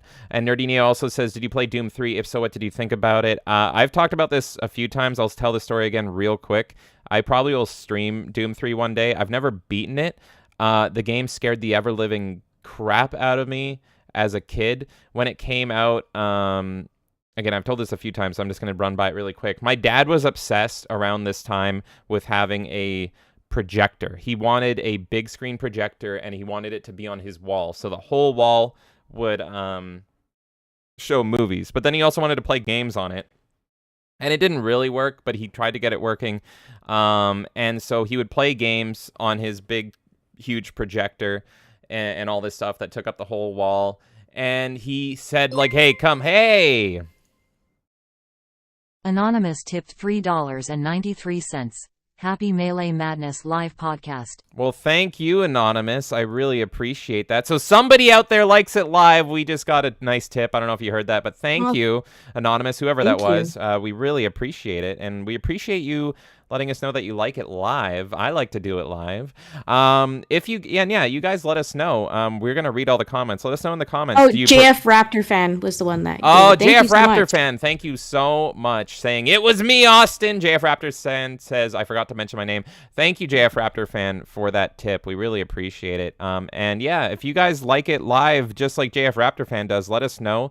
Maybe we'll keep doing it live. Maybe we'll keep doing it nice and cut down. Kay does a lot of work to shut me up and cut it down because I can't stop talking. No, me too. I actually get worse than you. Hey, no, my bad, JF Raptor fan. You can be anonymous. You can tip. You can call yourself Spongy McFuckpants for all I want when you tip us. You can tip us however you want, but no, my bad at all. But thank you for letting us know so I could properly shout you out. That was from JF Raptor fan. Thank you again so much. We appreciate it. Thank you so much. But yeah, so Doom 3, my dad was like, hey, come in here and watch me play this game. And he played Doom 3 on his big projector in the dark. And so you have to imagine that, like, I'm little me, I'm baby me, and then he's fighting these zombies, and the game's fucking scary. It's like a horror game. It doesn't play like Doom. That's why people either love it or hate it. It's not really a Doom game. It's like a horror game. And so these zombies are spawning in, but they're like 20 feet tall because of the fucking thing, and I'm little me, and they're like running at me. I remember literally, like, never been more scared in my life, like shaking. Like I was huddled and shaking. So I still, when I play Doom 3 today, I get like flashbacks, like that Ratatouille scene where he zips back to his childhood. I literally, like, when I play it, it feels like I'm a fucking kid again, and I get really fucking scared. So we have to stream it one day. It's gonna be a shit show. Nerdinio also says, what class-based game existed in 2005? Didn't Team Fortress exist? Oh, did it? Not TF2. TF2 release date. TF2 was 2007, which was actually early. That's right, Orange Box. And then I never played Team Fortress 1. When did Team Fortress 1 come out? Oh, it is a class-based shooter. It came out in 1999. I never played TF1. Wow. I never played TF1. But I love TF2. In fact, I call TF2 sometimes the best multiplayer game of all time. So that was good. Good memory, Nerdinio. I wonder how classy TF1 was. Nerdini also says, yes, didn't know there was more pirate metal bands, so send me this playlist. Send me a message and I will send you my playlist. Some more pirate metal bands are, let me see here. We got Rocked. Oh, wait, no, I'm looking at the wrong thing. Dead Crew of Oddwood. Really good. Yeah, that was the one I was going to mention too. We saw them live as well. What was the band? I don't really love them, but because I don't like death metal. But when I saw Pirate Fest, which was all pirate metal, I saw this one death metal pirate band. And oh god, there's so many pirate metal bands. There's so many.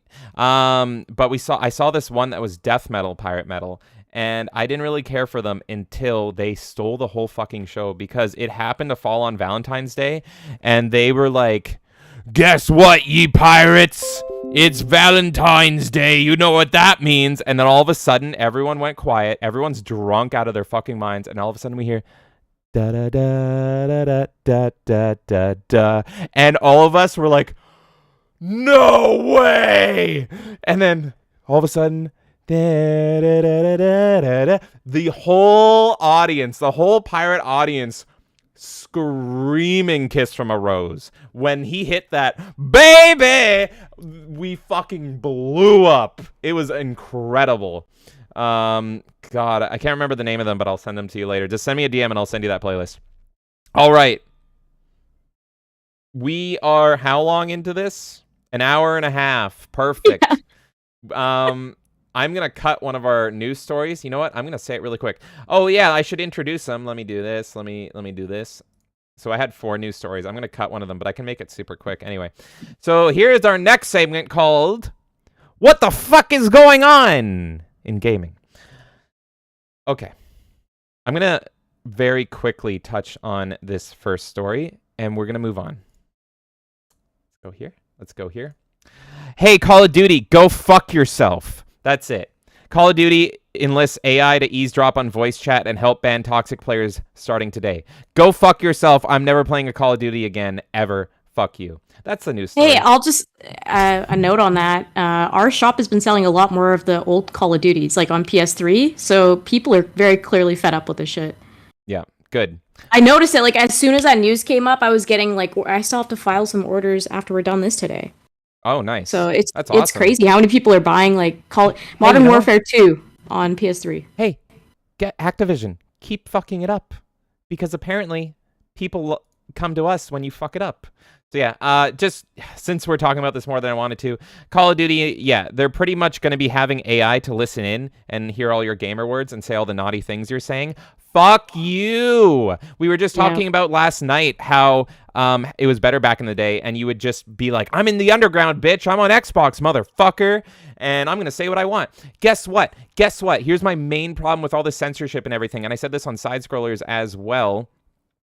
We always had the power. I can't think of a single game I have ever played where I'm not able to mute and block someone. Even going back to the fucking 90s and playing on dial-up, I still had the option to mute and block people. Just let people have their own power and their own control. You don't have to janny for people. Stop it. And so now the fact that we have literal AI fucking listening in on all of our voice chats? No! Fuck you! I'm never playing that again! Yeah, never. I'm done. Are they retroactively pumping them in too? I don't know. Do you want me to read the whole article? I don't know. No. I mean, it's fine. I'm just like, I liked World War II a little bit, but it's not worth me even trying it anymore if it's potentially in there. Yeah, I mean, this only affects the online and everything. I'm pretty sure it's... okay, wait. Modern Warfare 2, Warzone 3, and the upcoming Modern Warfare 3. Modern Warfare 3. Yeah, I mean, regardless, whatever. Fuck you. I'll just play it on an old console if I want to. No, this... Or I'll play Medal of Honor. Yeah, no, it's honest. It's like so fucking disgusting to me, and it's like this is the quickest way to get me never to play your fucking game. Yeah. Anyway, moving on because we got so much to talk about, and I know you're going to be talking nonstop. You are going to be talking nonstop and making some enemies. Are you sure about that? Yeah. You usually predict that, and then it doesn't happen. No. Anyway, that's story number 1, and we're going to speed along past it. Call of Duty, go fuck yourself. And get ready. So, next story is the Super Mario Bros. Wonder Direct. Oh no! Why would you know? Right?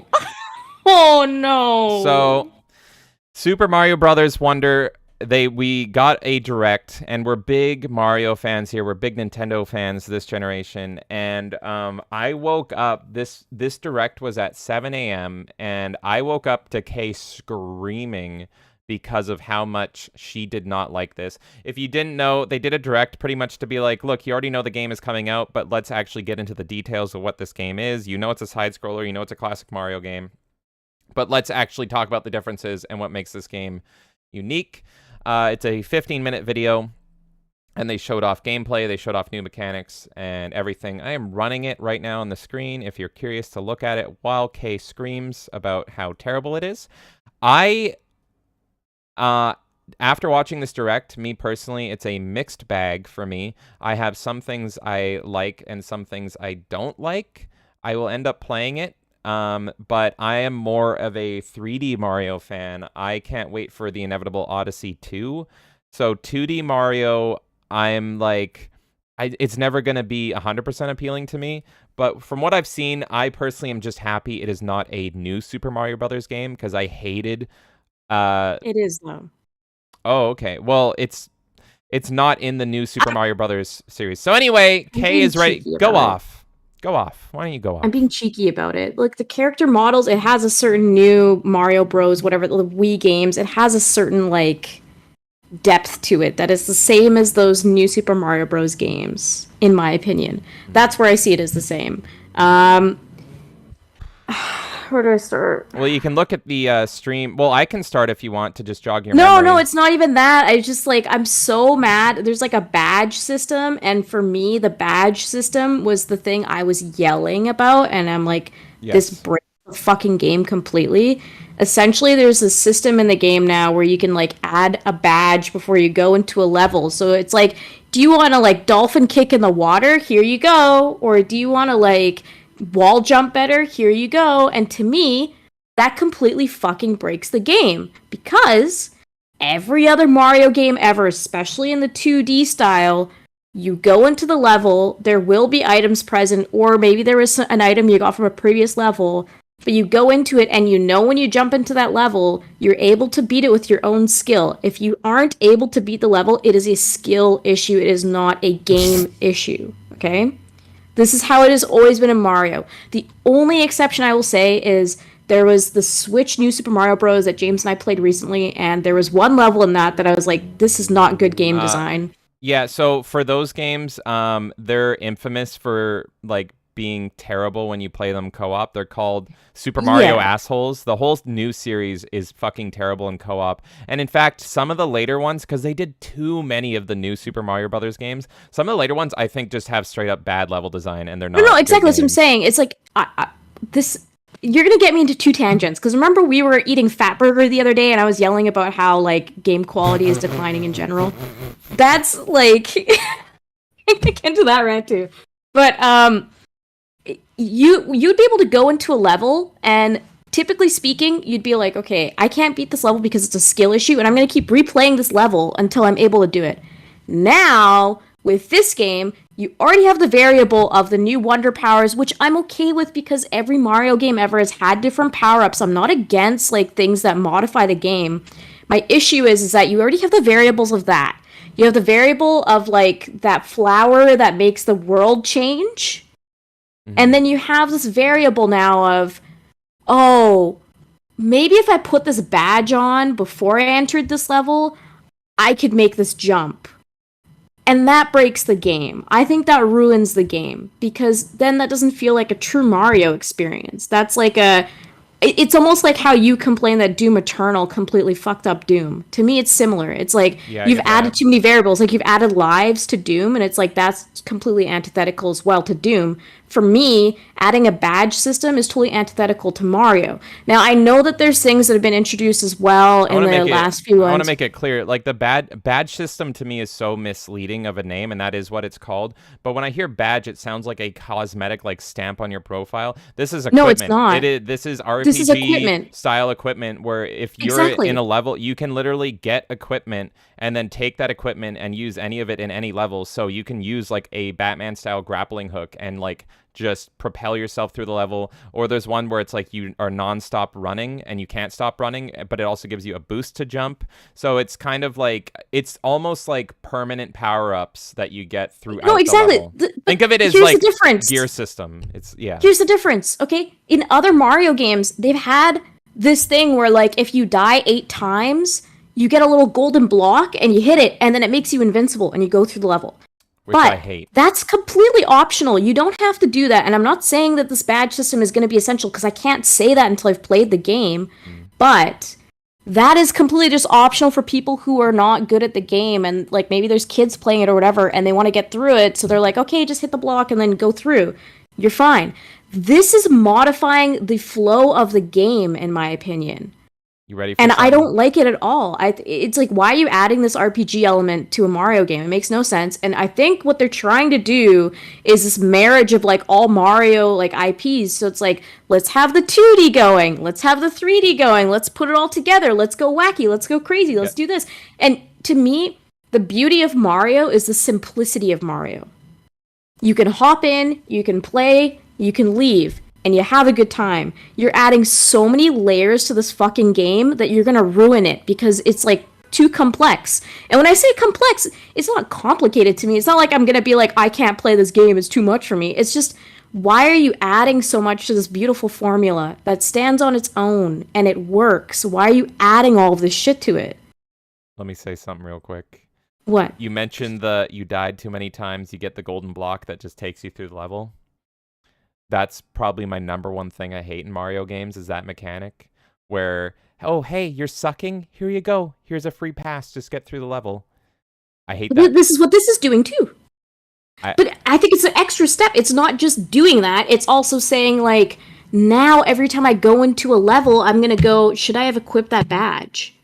Here's the thing. Why? I shouldn't have to worry about that. I should be able to go into the level and know that I don't need to modify anything to my character in order to beat that level. You can beat every single Mario level just as small Mario in most Mario games. You don't need to use any of the power-ups. You don't use the feather, flower, nothing, but it helps enhance it. And there's secrets in the levels that you can find by using those items. But typically speaking, you don't need to actually have those items on. There's probably some that have mechanics that I'm missing out on, but like, typically speaking, you don't need it. So to me, this is like adding so many variables. Like, okay, great, I'm not going to be able to make this jump now because I didn't do this at the beginning level. Okay, I guess I'm going to kill myself here and then go back and do it again and add this variable to it. Like, why?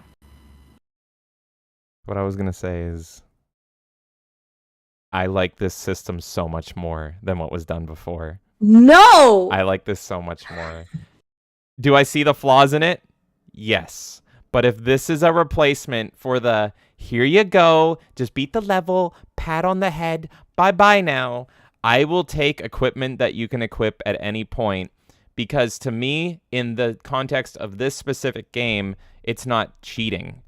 And to me, I hated the free pass system because it completely destroys the game design. To me, this equipment system is the game design in this specific. I completely disagree with you. This is because what the design is of this specific Mario game. And I'm not saying I love it. I see the issues with it. But as it stands, when I play this game now, this makes me feel better about using this equipment because it is so infused in this game, is this equipment system, that it's not cheating to get through this level. It's just like, oh, I have an equipment system, therefore I am going to equip this and use this. And it's not like invincibility is one of the equipment, at least not from what we saw.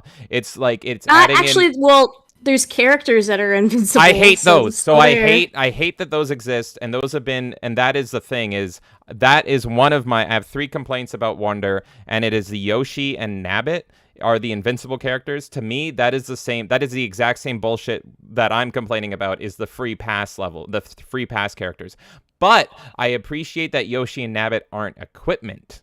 They are separate characters. So if you use... No, but there's a thing you have to think about with the Yoshi. There's a mechanic in this game where you can ride the Yoshi now. But so you're going to have somebody playing a Yoshi that's invincible with if you want to play it in a certain way. Yeah. And you want to ride the Yoshi, now you have that in there too. So playing as Yoshi or you're breaking Nabbit, the game. Playing as Yoshi or Nabbit to me is bullshit. Like they don't exist in the game, and I hate that they exist in the game. That's one of my main complaints. A mechanic. It's literally a mechanic in the game. Are you telling me that you're never gonna play this game and like ride Yoshi when you're playing it? No, never. They broke Yoshi in this game. It's one of the worst parts. But it's literally it's like a thing that they're advertising as part of the game, just like the badge system. But this game is intended to play with all. So of this is stuff. the golden Tanuki outfit and all that no, stuff. No, I don't agree with that because the golden Tanuki. No, because the golden Tanuki only unlocks if you are not good at the game and you lose constantly, and you don't need to touch it and at so all. The only thing it's cutting out is the losing constantly. You can just go straight to winning. And Nabbit already had this mechanic in the previous games. So in the last 2 new Super Mario Bros. So this is like completely integrated though. This is a it's separate core part of from the the game. equipment. It's separate from the equipment. So the equipment is so infused in the game. No, it's 2 different issues. I agree it's 2 different issues, but I'm saying that things, all of these things are built and advertised. They didn't advertise the golden Tanuki to be like, oh yeah, you can do this. Well, barely. There was like maybe like a slight mention of it. They're like having trouble, just fucking take this. But that's what Yoshi and Nabbit are. Is like, are you having trouble? Just pick these characters. They didn't like literally go like, this is a big mechanic in the game. Whereas this stuff is. This is meant to alter the game. Yeah, and so were those. It existed, but it wasn't there to be like, oh yeah, you should definitely do this. It was like, if you do lose, you have this option. This game is saying these are actually parts of the game that you can utilize and that you should utilize. This is different. It's encouraging the behavior versus like giving a hint versus like actually saying this is a core part of the mechanics. But the difference between Yoshi and Nabbit and the equipment is that the equipment is like a core gameplay mechanic in this game, whereas Yoshi and Nabbit are directly advertised as like... agree. Yeah, we agree. We agree on that part. I'm just saying that it's not comparable to the Tanuki. The difference is I think the equipment is much better than the Yoshi Nabbit stuff, and I can agree that this is going to break... If you're looking for that core Mario experience, the equipment is going to break that because it is not simplified down to Jumpman. This isn't Jumpman the game.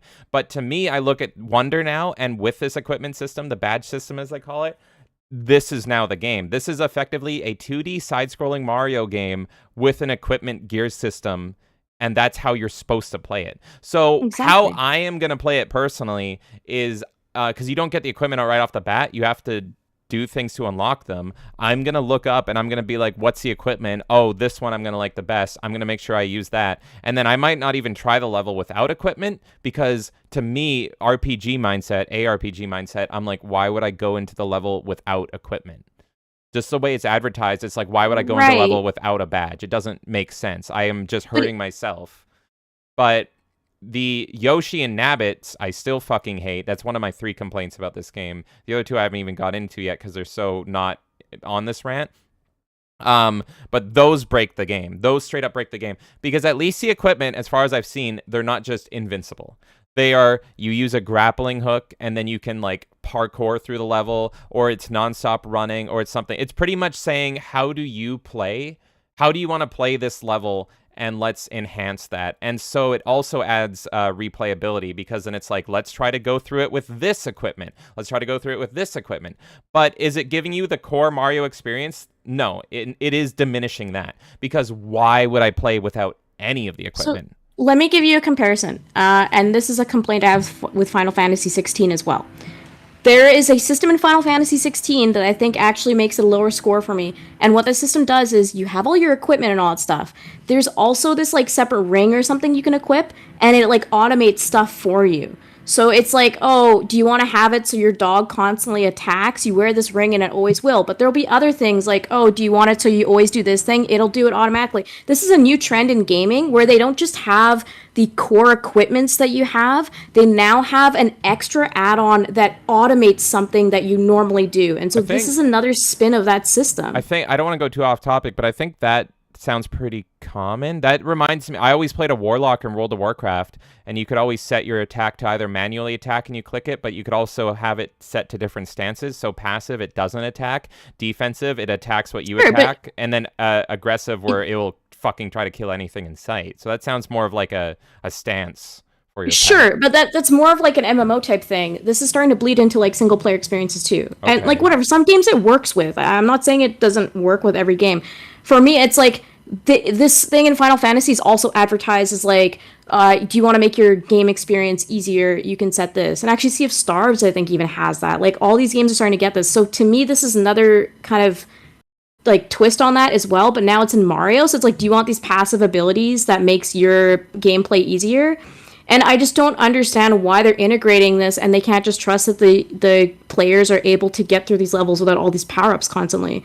Like, why don't we just simplify and rely more on people's skill versus worrying about, like, here's a million buffs, and now you'll be able to get through it, no problem. Like, it's a secret way of making the game way, like, different in difficulty to assist people, but they try to integrate it into like a mechanic, and now you're going to end up in this issue where levels don't feel as balanced. Like, how do you even QA for this fucking game? There's so many fucking variables. Well, that's the thing, it's actually. It's not going to be a smooth experience playing through this game because there's no way that anyone has tested all of these different ways of playing this fucking game. Yeah, and I do think Super Mario Wonder is probably going to have issues that we haven't seen in other Mario games. In fact, there was a rumor that came out saying that QA is having difficulty running through the different scenarios in this game.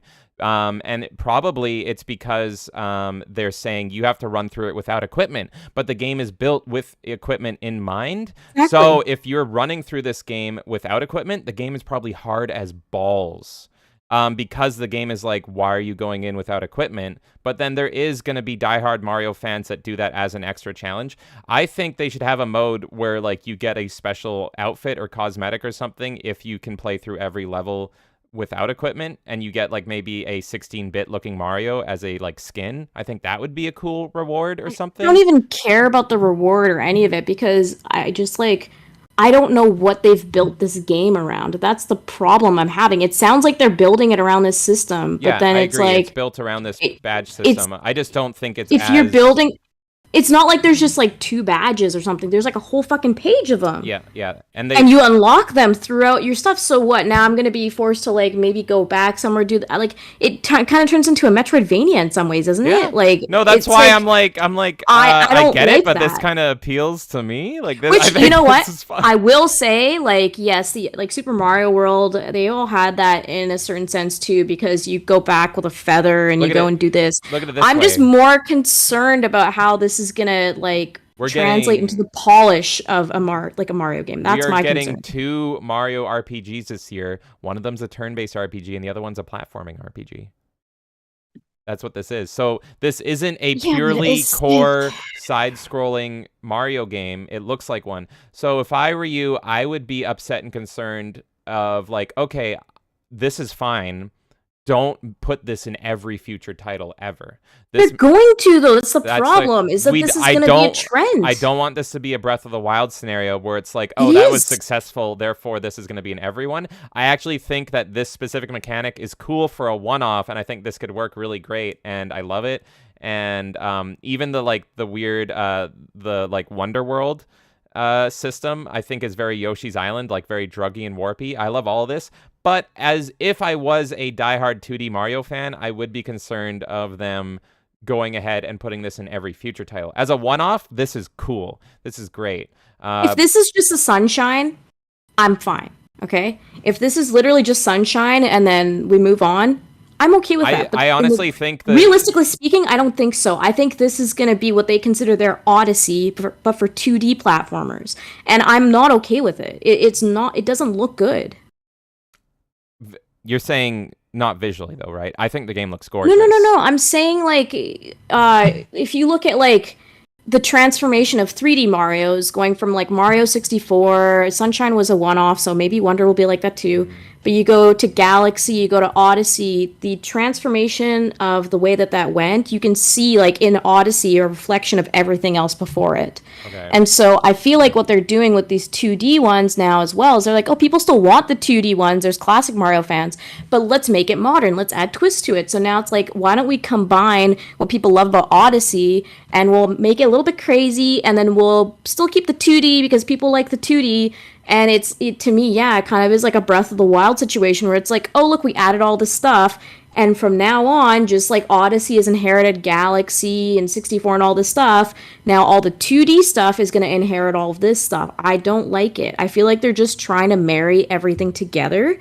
And the beauty of everything is the simplicity. Just keep them separate. Just give me 3D Marios and 2D Marios. And people can decide which ones they like. You have make more than enough money to produce both.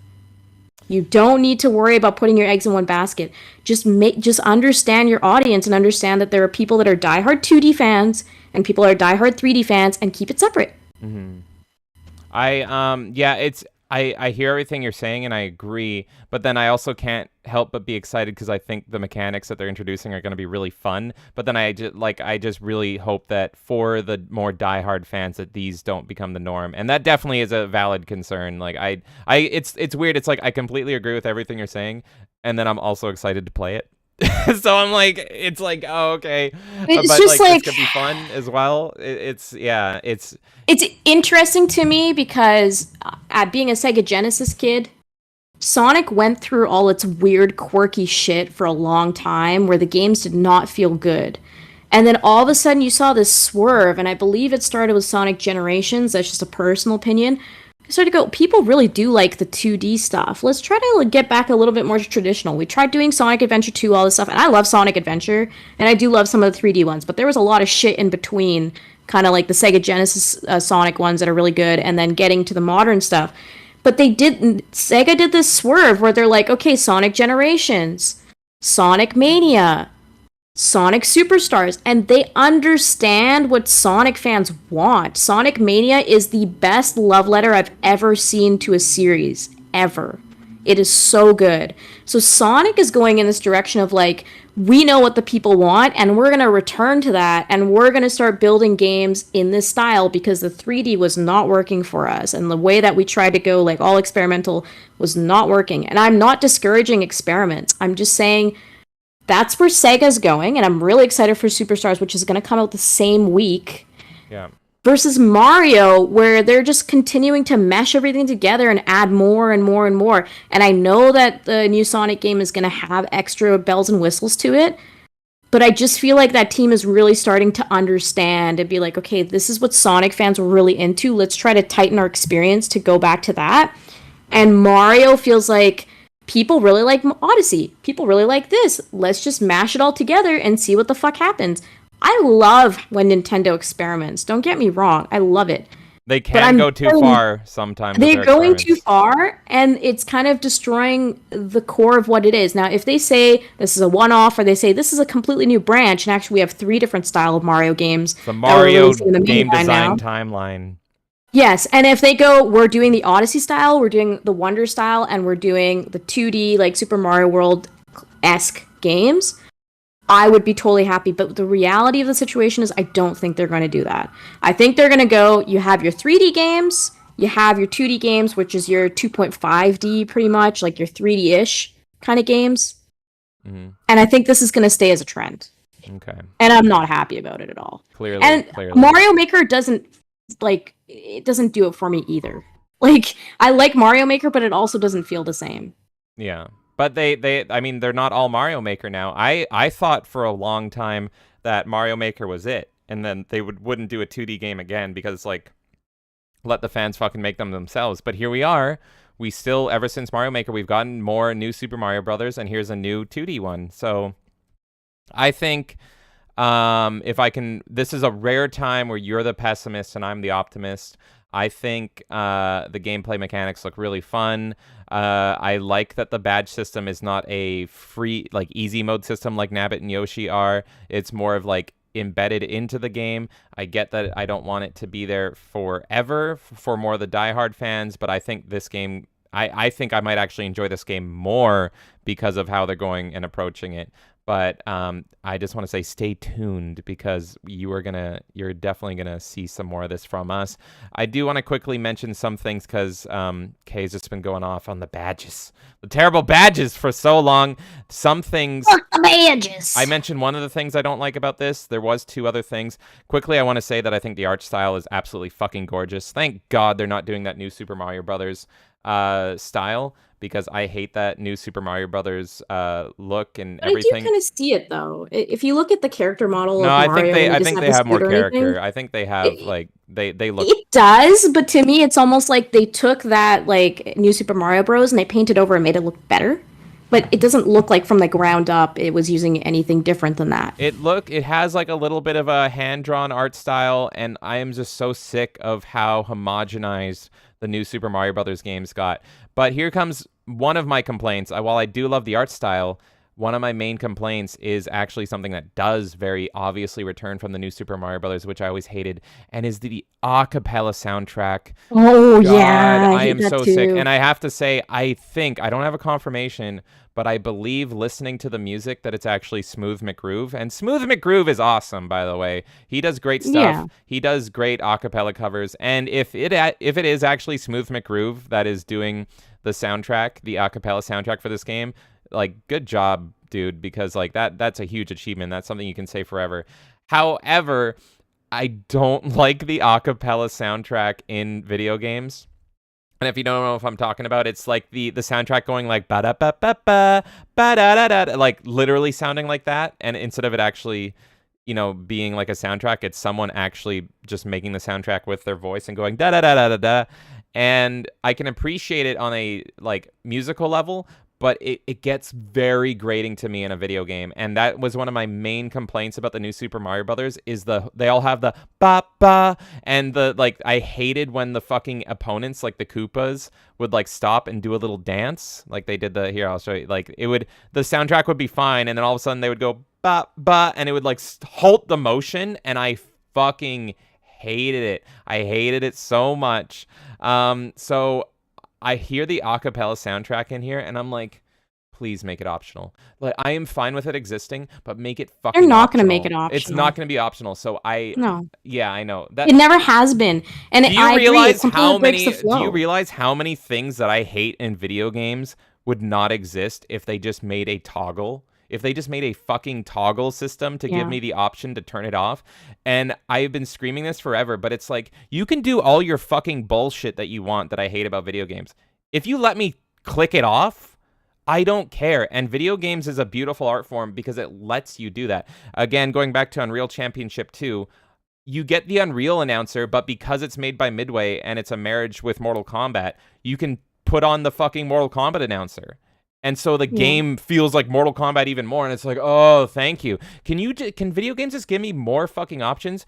If there's something I don't like in a game, but you can toggle it off as long as it doesn't affect like the gameplay difficulty or something, or the intended design. If it is like an art piece or an aesthetic piece or something, or a visual piece, if you have toggles in the settings to manipulate that, I am the happiest person in the world. So that was the first thought I had. Is I heard the a cappella music, and I'm like, please make it optional. I'm not going to want to fucking listen to that. It's going to drive me nuts having to hear that shit. The other complaint I have is I really don't like how when you do moves in the game, like when you kick a Koopa shell or you do stuff, you're probably going to see it in the footage. It's already been played multiple times. But it'll say like, good, great, excellent. I hate that. And I hope I can toggle that off as well. And I get that you won't be able to. And I get that some people like that shit, but I really hate it. I really hate it.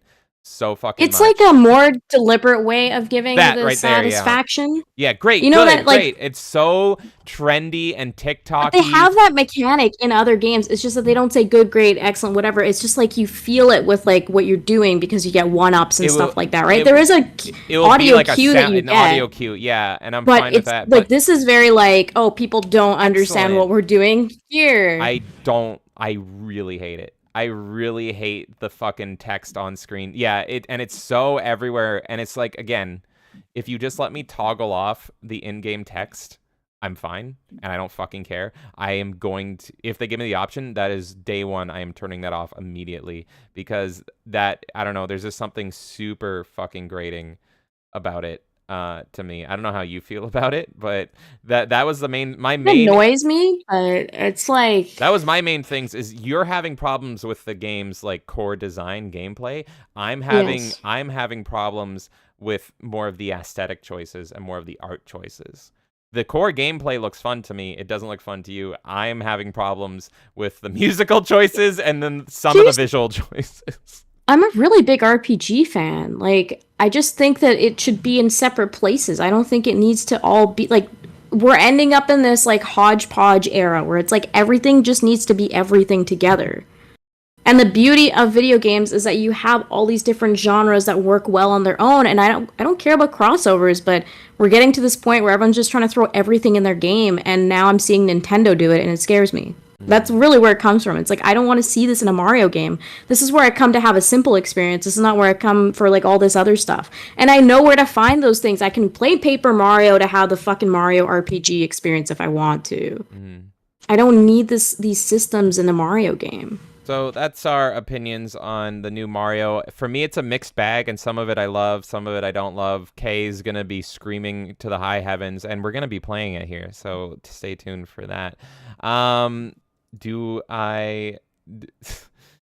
you want me to cut another story? This is the problem Yeah, as we fine, go on. keep So going. keep going. All right, fuck it. Here is story number 2, which has been a divisive one, in my opinion. But rest in peace, Volition. Volition Games has gone under. If you don't know Volition, they are the makers of games like Red Faction and the entire Saints Row franchise, amongst other games. And they have been going for a long time. And so right here, I'm just going to read their letter to the community. The reason it's divisive is because their last game was a total fucking shit show. It was a rebrand of Saints Row that they threw in the faces of people, and they acted very like edgy about it and pretty much being like, oh, whatever, we're making the game we want, fuck you if the fans don't like it. They kind of had that sort of attitude. Very much a G4 rebrand attitude. And so that game came out, I believe, last year, and here we are. It was a total fucking bomb. It was not what Saints Row fans wanted. And I am a Saints Row fan, so I can attest to that. And here we are. They are now done. So let me read this letter here. They said, 30 years of making games. There are only a handful of studios in the industry that have been around for 30 years, and we took a lot of pride over at Volition being one of them. Volition has been around long enough that some folks forget what we made, but they certainly know our games. Refrains such as Volition made Descent, or Volition made Free Space, or Volition made that Summoner RPG with that hilarious video are not uncommon. Sometimes it's easier to remember the games more than the studio that built them, especially for those that have been around as long as we have. But all good things must come to an end, and it is so with Volition. After 30 years, Volition is closed, and we wanted to say a few final words. To start, we know that there wouldn't be a studio without people in it. While it may sound cliched, as those who have worked at Volition can attest, it is truly a huge family. Volition started with a team that had a vision for how to make the kind of games others couldn't, and infuse that confidence throughout the entire company. We assembled an incredibly talented group of artists, storytellers, and creators who together built a culture that attracted top quality people who truly cared for each other. Time progressed, people naturally came and went, and very often returned again, but the people were always what made Volition truly special. Do all developers feel the same? We know they do, but in this case, there truly was a unique culture of people that cared about each other like family, combined with the will to create some of the most unique games ever created. Thank you so much to every Volitionite who has ever worked here. You are all what made this the magical place it was to work at, and we can never say enough of how much you have meant to us over these 30 years. Beyond our development family, we also wouldn't have a studio without our extended family, our community. For 30 years now, you have played our games. Sometimes you love them. Sometimes you've been disappointed with them, but you've always been there. We can speak for everyone who has worked at Volition when we say all the hard work and sacrifices we put into these games have been for you. Over these many years, we have enjoyed working on an extremely diverse series of games, and so many of you have come along for that ride. We can't thank you enough for sticking with us throughout all this time. We loved your enthusiasm every step of the way, even those times you wish we hadn't gone a certain way with a Saints Row or Red Faction or Descent. You are why we keep making these games, and those of us that have been part of the Volition family will be eternally grateful. Farewell. And I am definitely in the comments here. I'm not sure where I am, because I remember what I posted.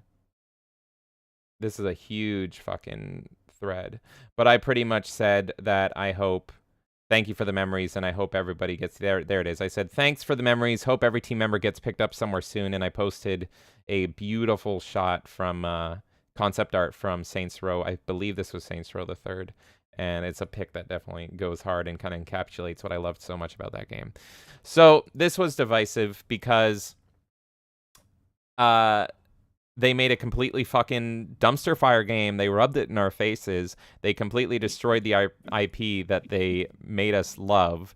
And then they went under for it. They fucking sank with their own ship. And it was like, this was a case of, this is what I advocate for. If you don't like something, don't fucking buy it.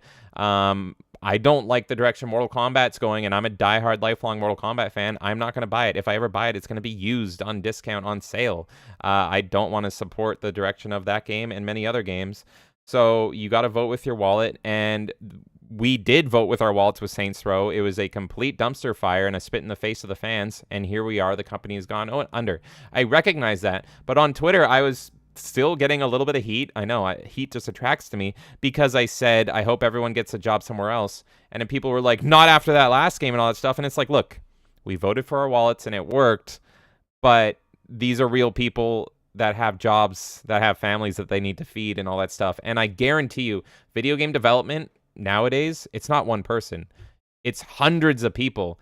You can't tell me that there isn't people internally that were like, this is fucking terrible. And they were protesting either silently or openly within the company, saying like, what are you doing? You're killing our franchise. You need to stop this. And so those people as well are affected by this. There's definitely still cool people at Volition that now got fucked and also were forced to work on something that killed the franchise.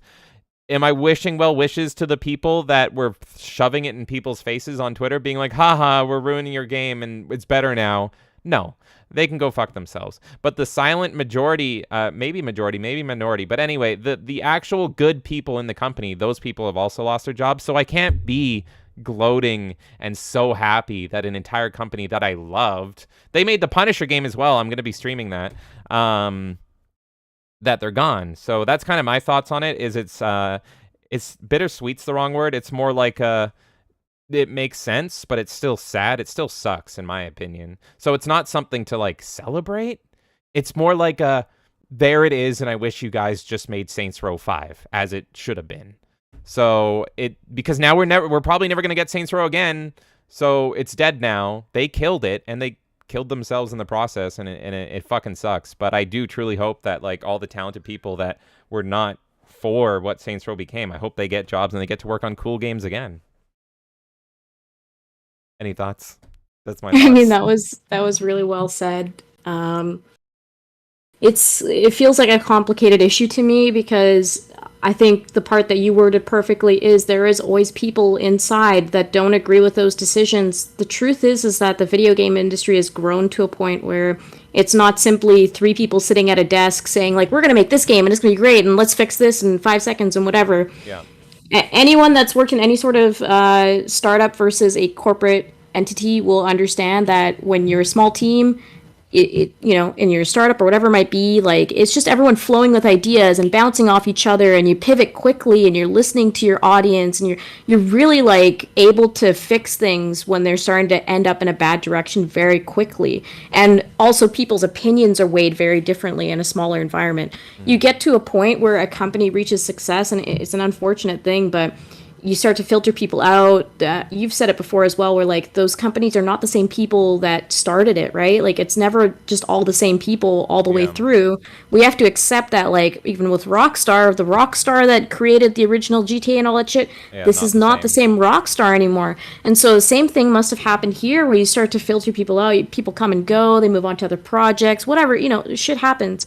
This is not the same people that might have made your favorite Saints Row or whatever other Volition game that you liked. And so I always get sad when I see studios shut down in general, just because it's like there are people inside that are passionate about video games, that do want to create something, and either they're there out of necessity or because they want to gain the experience to eventually go somewhere where they can make a difference in a game and make something good. And sometimes you have to sit through some of the trash in order to be able to create something great. So I don't believe that every single person in that studio was necessarily pushing in that direction.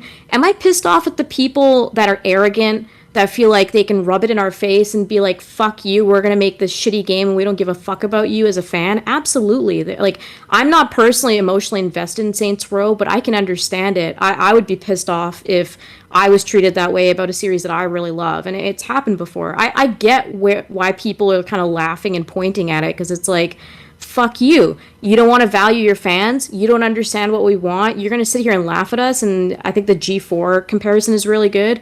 Go fuck yourself. And I felt this way with G4 because I'm a really big G4 fan, and they were coming back, and I was like, oh, this is going to be great, and like I'm so ready for it and all this stuff, and it's never going to happen again. And you know what? I saw the first fucking sit down with them, the first, like, the news I was excited for, but as soon as I saw them all in the same room, I'm like, it's already dead, and I'm trying to ask for a corpse to be like pretty much alive again. And that just probably isn't people there on the crew that were cool, that were trying to make the best damn show exactly they could. But it's just infested with shit at the same time, and we just have to accept that things are not the same anymore with a lot of these things.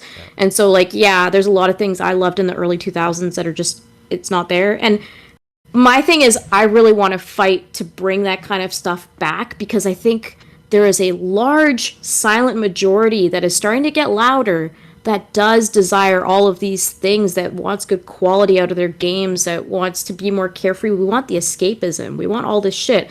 And social media has really killed a lot of this stuff, because you have rogue people working at these companies saying one-liners that come across as representation of that company, and now all of a sudden you're like, well, I feel shitty about this series or whatever it is. So it's like really complex to me, because a part of me is very like, you should vote with your wallet. You shouldn't accept mediocrity. I don't like the trend of where the video game industry is going right now, where it's just like, well, we know we're going to make tons of money off of this, so fuck you. We're going to do what we want, and you'll buy our game anyways. Yeah, and all part this of me stuff, is and blah, happy blah, this blah, happened, accept it. because it should be a warning. It should be a warning. It really should be, for all those companies that are like, I don't give a shit. We're going to do what we want. Screw these crybabies and blah, blah, blah. And it's like, no, we're the people funding what you're doing.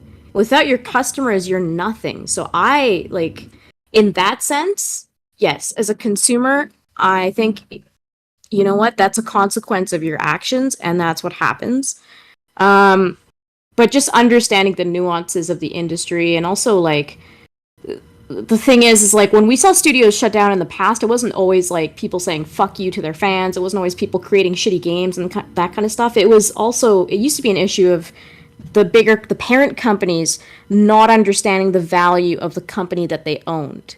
And so a part of me feels like they could have dealt with some kind of restructuring, or it could have been a warning shot rather than shutting down a studio. But the parent company doesn't understand that. They're just seeing, you're not making money, you're bleeding money. We are trying to restructure our finances so that we're still making money, and therefore, fuck you, you're gone. And like, EA is very famous for killing a lot of studios for no fucking reason, right? So there's that part of me that loves the industry and just gets sad when another studio shuts down, because that's one less studio making games. and that's making the industry smaller, and I don't like that part of it. But again, you fucking did it to yourself, and I'm sad for you, but take the lesson and understand what people want, and understand to respect people that purchase your game. Put love into your game, and let's de-escalate the industry a bit. Like, the budgets that you need to make a game now are fucking insane. I would can we simplify I would this? love Like, a return to Double A. I've said it before, but my most anticipated game this year is RoboCop, and it is exactly what I used to love, which is a movie-based game, and it's Double A. It's a licensed game, and it's like they know what their fans want, and they're giving them the experience that their fans want. That's what I want. I want the middle budget, and Double A is like where it's that sweet spot, and Double A was very much a PS2 to early PS3 in that era, and you can't really make Double A anymore. You either go full indie or you go full AAA, and that's not where the fun is for me. The fun is in these like middle ground projects, and it's so hard to make a middle ground project. you nowadays. can't have a middle ground project anymore because the problem is all of these trademarks. I mean, we see it infested in the music industry, movie industry, everything. And like, video games are often a marriage of all these different things. So now you have all these assets that you can't even have in your game anymore. Yeah. Because of this person owns this person owns that, or this isn't going to be proven to make money, or we know this is going to make money for this reason, this is a cheap cash grab, it'll work. It's all profit driven, and it's hard to see industries that are art driven turn into profit driven industries, but that's just what happens, right? And video games have become so mainstream now that you can't have these middle ground experimental projects anymore. It just doesn't work on a business level. But as a consumer, that's what we want. So I don't know how you fix this issue besides being the person to stand up and be like, I'm making it anyways, I don't fucking care, and like really get an audience to rally behind you and help you. But otherwise, I don't know how you do that, because on a corporate level, you're going like, this isn't worth my time or energy. There's way easier ways for me to make money. I just do this, and good. Add loot boxes, people will buy them. Who fucking cares? And like all these creative projects that take a bit of risk, a bit of investment, all this kind of stuff. It's like, why would we bother when we're making our money anyways? Yeah. Have you not played a Saints Row? No, I have. It's just I was always more a GTA person, But personally. like, have you beaten like Saints Row the Third? Have you No. We need to fix that. There's a reason why I am in mourning over Volition, and yeah, Saints Row the Third. It's like, what if we took GTA and made it so balls to the wall, absurd and vulgar and offensive that like it makes GTA look like a baby game in comparison. It is so good. It's Saints Row the Third's definitely in my like top 5 open world games ever. It's just incredible, and it's literally like GTA but go fuck yourself edgy. And I love it. And that's why so many Saints Row fans were like, what the fuck is this, towards the new one, because it's like, it's so in the opposite direction. It's so like, it's an insult to call it Saints Row. Well, that's the weird issue I find, is that people find their product market fit and then they go against it right afterwards. Like, as soon as they see success, they're like, okay, fuck you, we're not going to do anything that brought you in to begin with. And then they're shocked when they shut down. Yeah. And it's like, well, why don't you just keep with the trend of like what people were enjoying? And you see this with any kind of game, even like fucking Overwatch. I used to love Overwatch. Yeah. I used to play that a lot. Hundreds of hours. And then they're like, this game is doing well. We're going to add this, and we're going to do this. We need to keep it current. We're going to do this. Now we have Overwatch 2, all this shit. And it's like, I would have stuck to the first Overwatch. And you know what? I will admit it. I bought a loot box once. I did. You did? Once. I'm out of here. Once. How dare you? Force. Once for that. It was during like an event or something. But, I know, whatever. I don't care. Shameful. I'm not saying I'm somebody who consumes them regularly, but like I would have been more willing to give them money if they stayed true to it and they're like relied on that part of it, rather than like, we're going to keep adding stuff and breaking your game and then getting like overly cocky about everything. I would have found ways to support them still. You know what I'm saying? Like, it's just like, you're so fixated on like, we got to make it new and fresh and keep it, you know, profits rolling and this and that. It's like, you look at games like Deep Rock and they're fucking phenomenal. Yeah. And anything that they do is for their fans, and it shows. And that game is always going to do well. Same with Vampire Survivors. Mm-hmm. I still Right? got to play the DLC of that. Yeah. But you have like things like this where it's like, oh yeah, you like this stuff, fuck you. We're gonna change it completely because we can, because you've already made us rich, and now that's it. Yeah. You get fucked in the ass afterwards. I really hope that the cool people in the company, they should rally together and they should make their own company with blackjack and hookers, and it won't be called Saints Row, but they can start working on their own open world GTA style game. This has been a trend in Blizzard. Blizzard's been bleeding people so much over the course of like a fucking decade at this point that there's multiple companies that are started by Blizzard employees. And they're all working on their own little games. None of them have been too appealing to me, but still all the power to them to like say, fuck you, Blizzard. We're going to make our own Warcraft. We're going to make our own StarCraft and all this stuff.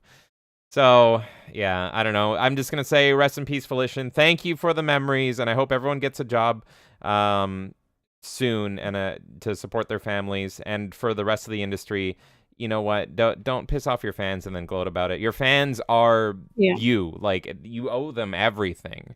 And so maybe early on development, if everyone's hating your thing and they're already fans of the franchise, maybe you should steer in the other direction a little bit while you still have development time. But, or at least listen and don't be cocky about it. Look, we made this decision that we want to move in this direction. Respectfully, we understand why people like the series for what it was, but we feel like this is the direction we want to go in. Okay, I might not buy your game still, but at least you're being respectful, and I'll be a little more upset if something happens to you. Yeah. I might even give it a chance. But when you sit there and you go, fuck you, this is what we're doing, blah, blah, blah, and it's like, get off your fucking soapbox. Mm-hmm. That's the problem. If you just respectfully are like, look, we understand why you guys were here. This is the direction we're shifting in. I hope that you still give it a try, and we appreciate you, and, you know, thanks for being here. Yeah. I don't think that they would be in this position personally. I think it would have sold not as well, but it wouldn't have been the trash fire. Yeah. People wouldn't be laughing at them, I think, is the main thing. So, speaking about trash fires, let's talk about Starfield. So, here's the thing.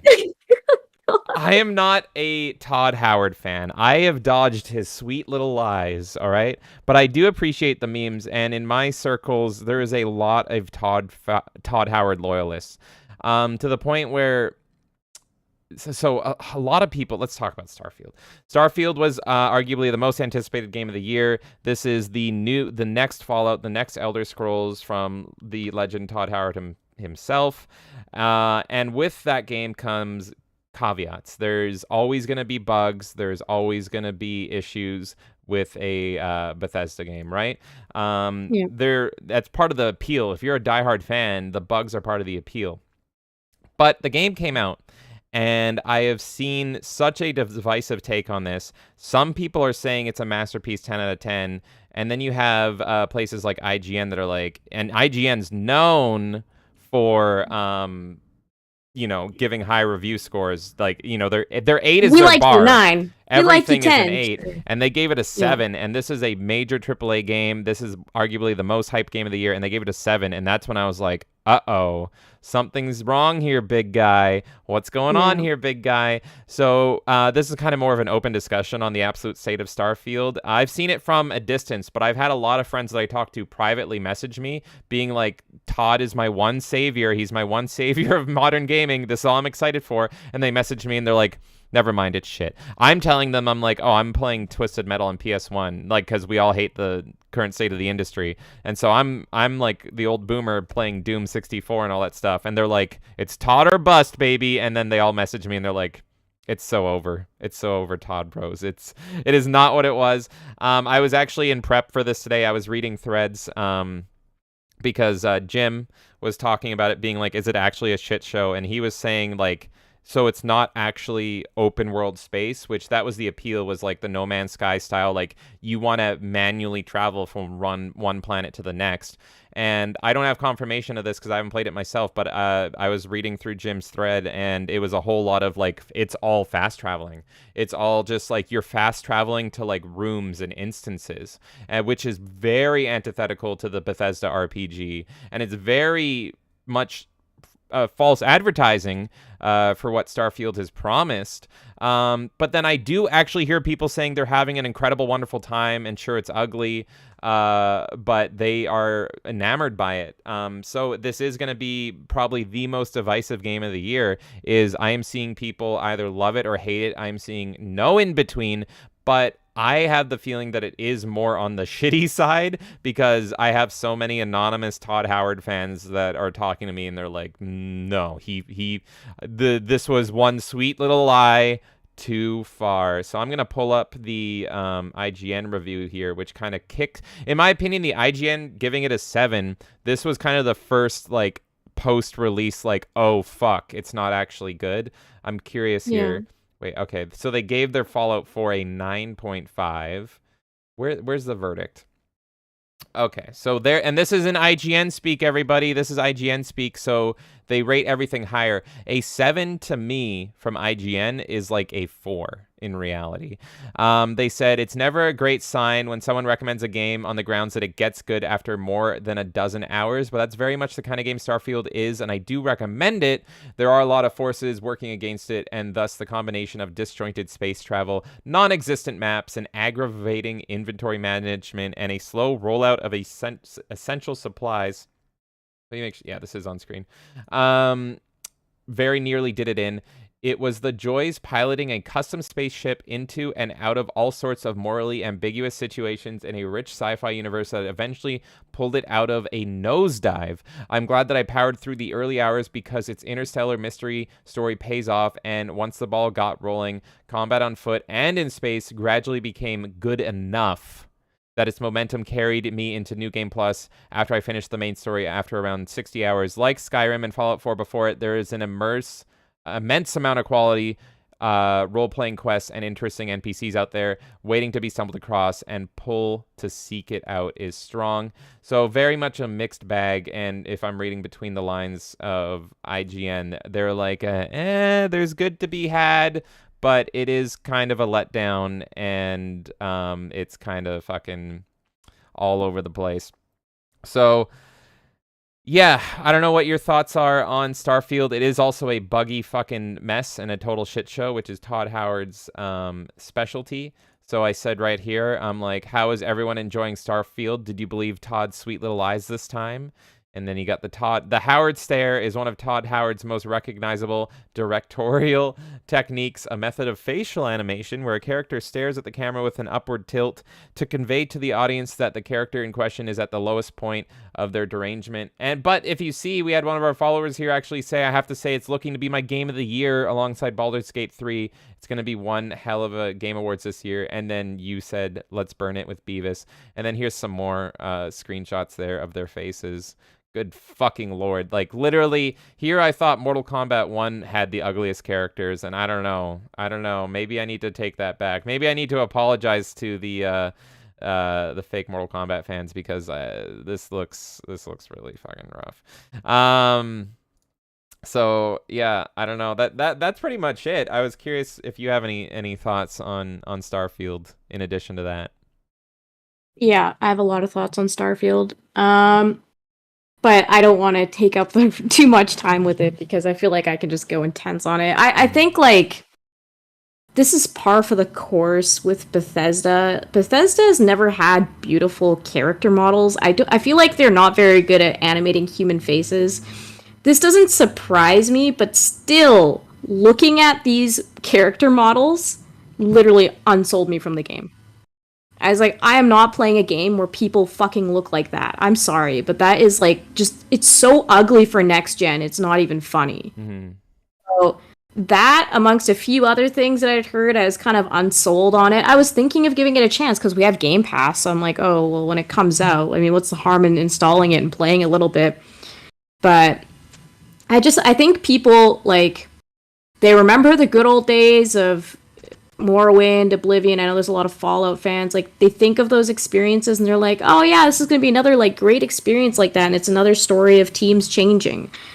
But, I don't know. I'm just not shocked by it. Like, I thought that all the promises they were making seemed a little far-fetched. And I remember when No Man's Sky was being talked about and all the shit that was being promised. I'm like, this is going to be so hard to do, but this is going to be fucking cool if it happens. And then Starfield kind of came around and they were like, yeah, we're going to do this and this and this. And it's like, stop over promising your games, because at the end of the day, that's what's going to kill it more than anything, is over promising these things. People are desiring like these huge expansive worlds in space because we still haven't really gotten a game that feels like what they're describing. And so everyone always puts their eggs in the basket like, oh, this is going to be it. And it's not. And so I just like, I felt like I could see it a mile away. I've been really trying to reserve judgment and not like judge it too heavily until I see gameplay of it. I've seen some gameplay of it now. I'm like, this is fucking atrocious. Some of the gameplay can look really good, like on a visual standpoint. Not saying it looks fun. On a shoot, I'm just running gameplay right now while I listen to you, and it's like some of this can look really pretty, but from a shooter standpoint, and shooters are kind of my bread and butter, it's like it also looks really not fun and really shallow. But it's like, again, Fallout. You don't play Fallout as a shooter. You're playing it as an RPG, right? You're not playing it to be like, I click things and they die good. This is more RPG experience, right? Like, I don't think it's necessarily people playing it for a shoot. There will be people, but I consider like these kinds of games as more like you're in for the universe, which is why I think the character models being atrocious is such a big deal. Mm-hmm. Because the whole point of like Bethesda games is like you're bonding with the story and the characters and all the side quests and stuff like that. So if while I'm doing that, you're giving me these characters that look like fucking ass, that's so unimmersive. Like, just that on its own is like, no. But again, I don't think they've ever been very good at doing like character model faces. I think they're good at like doing other like races of creatures, but I don't think they're very good at humans personally. And so to see this, I'm like, how have you devolved though? Because I feel like Oblivion looked better than this. Yeah, character-wise. It's weird because like some of the characters don't look terrible. So I'm skipping ahead. MK Ice and Fire, who somehow plays every fucking game ever. Looking at his gameplay here. Okay, this character looks fine. And sure, like yeah. So but like I'm seeing all these screenshots just have like the most nightmare reality looks. Like if I go over like right like what the fuck is this? And I'm seeing so many of them. So it's clearly in the fucking game, and I'm seeing such a variety of them from different people.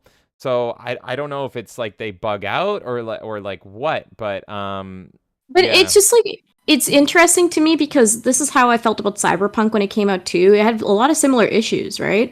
And people were so much more on board with shitting on Cyberpunk than they are with Starfield. Yeah. In my opinion, they're very comparable in how they are. I don't know if they're going to patch Starfield to look better. And it's not just the looks, right? It's just like everything about it. I think shallow is the best word. It feels very shallow. I think Bethesda has really turned into a patch company. Which is something that you really hate and I really hate as well. But I actually, do you remember how bad Fallout 76 was a joke? And I see people now talk like if they still play Fallout 76, they like it. And it's apparently a really good game. But they fixed it up. There was extra content they added. If you talk about Fallout 76, like the first year that it was out, it was like the laughing stock. Like nobody liked that game. It was a total shit show. And again, the full disclosure, the only Bethesda game that I've really sunk my teeth into was Oblivion. I sped through Fallout 3 and I played it like a shooter and was confused why I didn't like it. I wanted to just shoot shit. I didn't get it.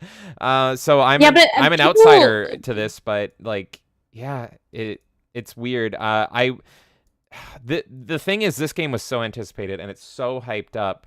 So, like... But do you understand why it's like that? It's because they're really good at world building. Like, they have really good ideas, and then they're really good at, like, building out expansive universes. Mm-hmm. And so everyone wants this, like, sci-fi experience, like a Firefly-type experience, I would assume. This appeals to me way more than, like, Baldur's Gate 3 does. Like, this is more my alley, and this... for you, maybe, not for me, but... This is more a game, like, because I will go more sci-fi than, like, medieval, and also just the gameplay being in real time with real guns as opposed to turn-based. Like, I will still play Starfield before I play Baldur's Gate, personally, but it's taken so many missteps, it seems like, and, yeah, it's looking rough. I'm actually surprised that IGN review seemed very accurate. And he mentioned something else in that review that I have a big problem with, which is games that take so long to get good, I shouldn't have to sink 5, 10, 15 hours into a game for it to get good. I can forgive a few hours, even up to 5. I can kind of forgive if it's like tutorial stuff and it's a huge game and whatever, and it's like it's not awful in the first 5 hours, but it's not as good as it could be. I can forgive that. But when you get into like 10 hours or something and it's like I'm sinking so much time into this and the game doesn't get good until I've gotten like a quarter through the game or something like that, that's when I have a problem as well. And he said it was like 60-hour game for him for the main story. So if that's the case, what? So we said we'd interrupt the show for super chats and all that. The super berries. Jonathan Davis came in with a $1. He came in with a $1 Rumble rant to say, why are people mad on Twitter that you're gonna play Gollum? Has it escalated since we started the show 2.5 hours ago? I keep getting notifications on my phone. Why? There's a back and forth going Has it on. So like we had one guy before we went live and I thought it was hilarious. That guy seems cool. That was like I never interacted with him before, at least I don't remember, and he was just like, he was warning me like an old horror movie, and it was hilarious to me. He was like, don't play Gollum. You're going to regret it, kid.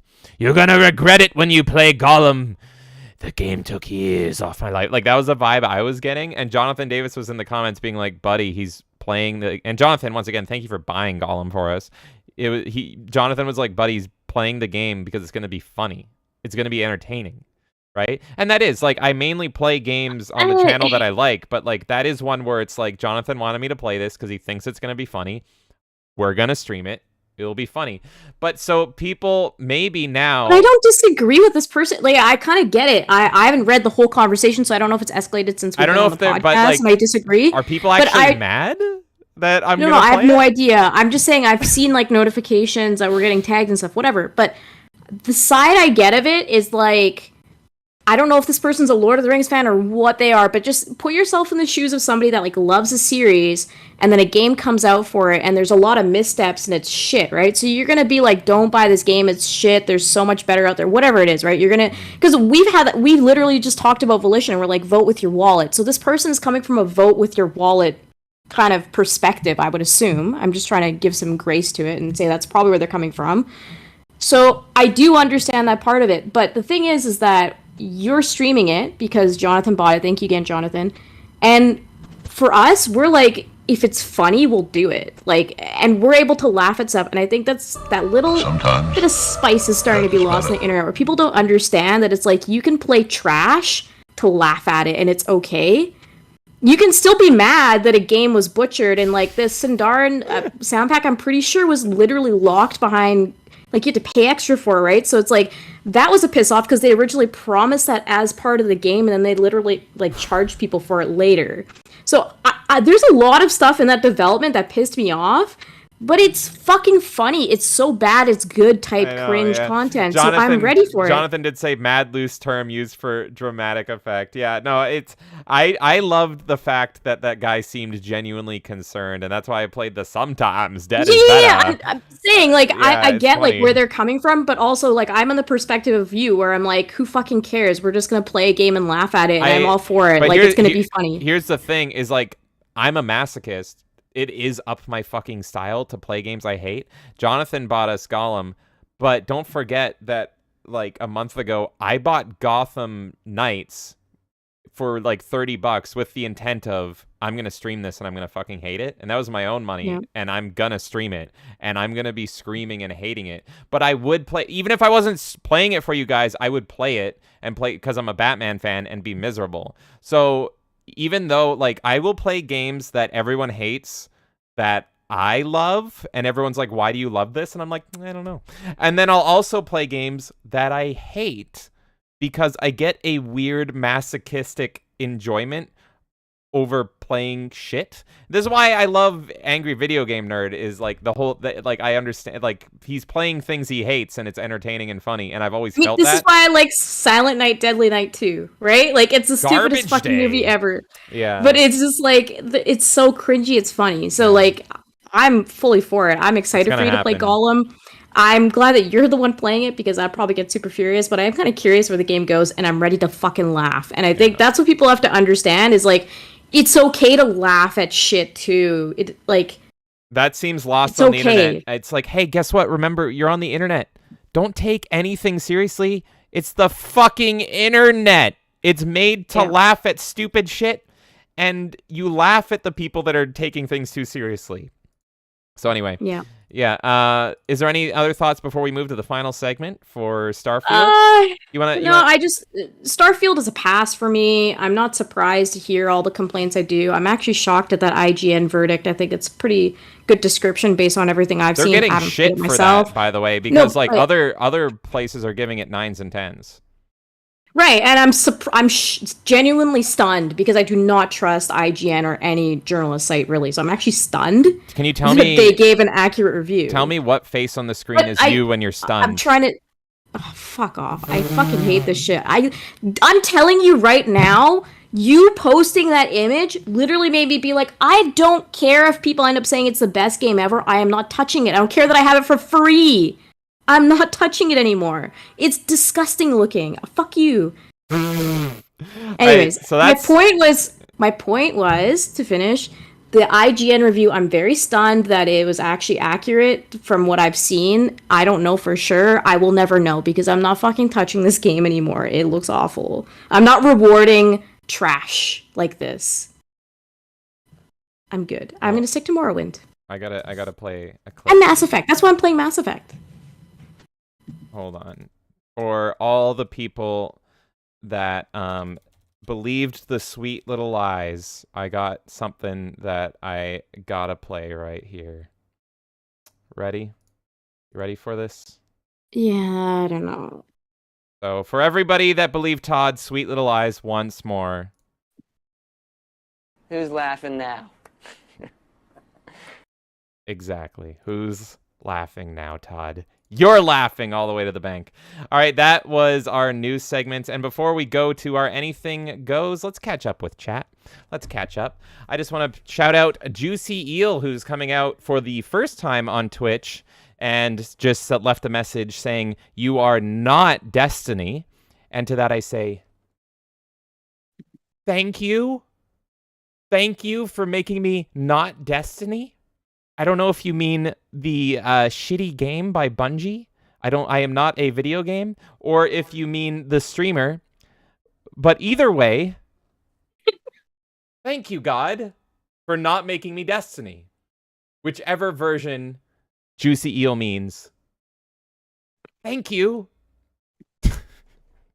And Jonathan Davis says, the best day for me to watch Gollum is the first week of October 7th or that Saturday. Kay, you want to pencil it in? Yeah, I've already messaged him. Perfect. Pencil it in. And let's catch up on YouTube chat here.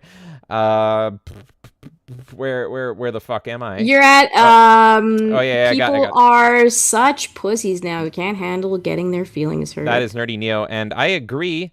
That goes for a lot of people. I think it's very important to remember that we are all on the fucking internet, and you're supposed to laugh at stupid shit. That's the point of the internet. Don't take anything here fucking seriously. You're here to laugh. That's why I miss E3 so much, is I enjoyed laughing at it. And Paul says, 18 naked cowboys in the showers at Ram Ranch. 18 hard... Hell yeah. I was shocked, by the way, when I was watching you on the Dermy show there, how nobody knew what Ram Ranch was. I was like, it was like you and Kenzo. None of you have heard of this.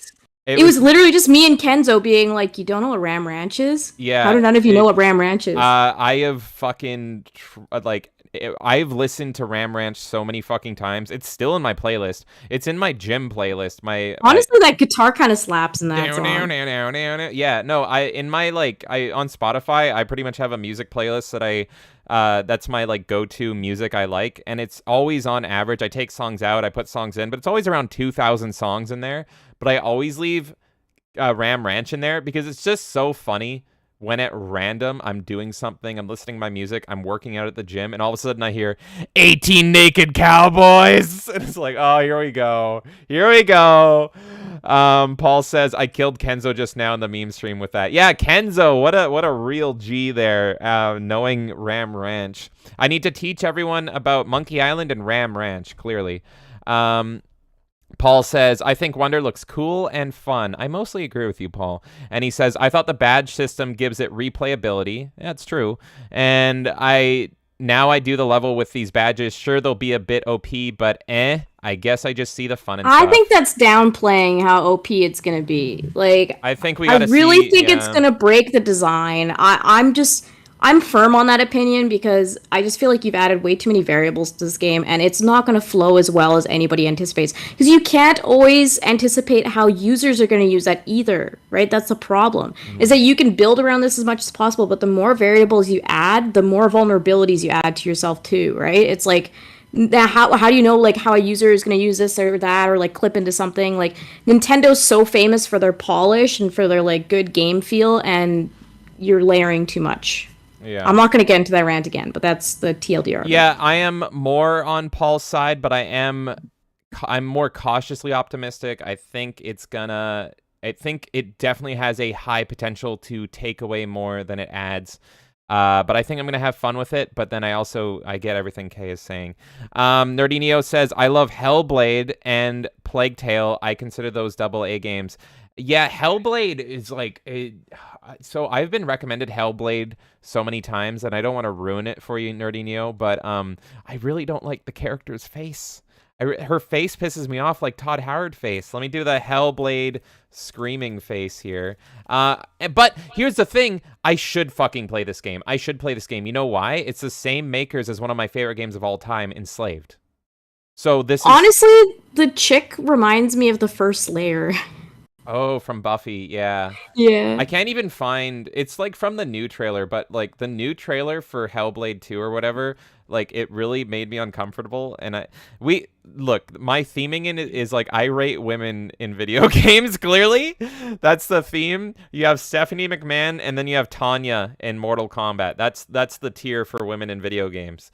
And, yeah. So, anyway, I should play Hellblade. You know what, Nerdy Neo? I should, because, I fucking love Enslaved, and I think it's the same development team, so I really should play it. And A Plague's Tale, I've told this story before, but I really wanted to play A Plague's Tale. Really wanted to play it. You know why I didn't? We just moved into a place that had a surprise mouse infestation right when I wanted to play it. And so I'm like, I'm playing A Plague's Tale in real life right now because I have to fucking wipe out a bunch of mice because the exterminator wasn't doing shit. And so I didn't want to live in a 4D environment. But now that that's been solved, that was many moons ago, I should play A Plague's Tale. And then he also says, James, have you watched the Twisted Metal show? Yes, I have. And I surprisingly pretty much loved it by the end of it. It was so funny. I've talked about this before, but I genuinely think the Twisted Metal marketing for the TV show was, let's release the most fucking garbage scenes that we have made for this show, so everyone thinks it's going to be really bad, but they're going to try it anyway, and then surprise them when the show is actually pretty good.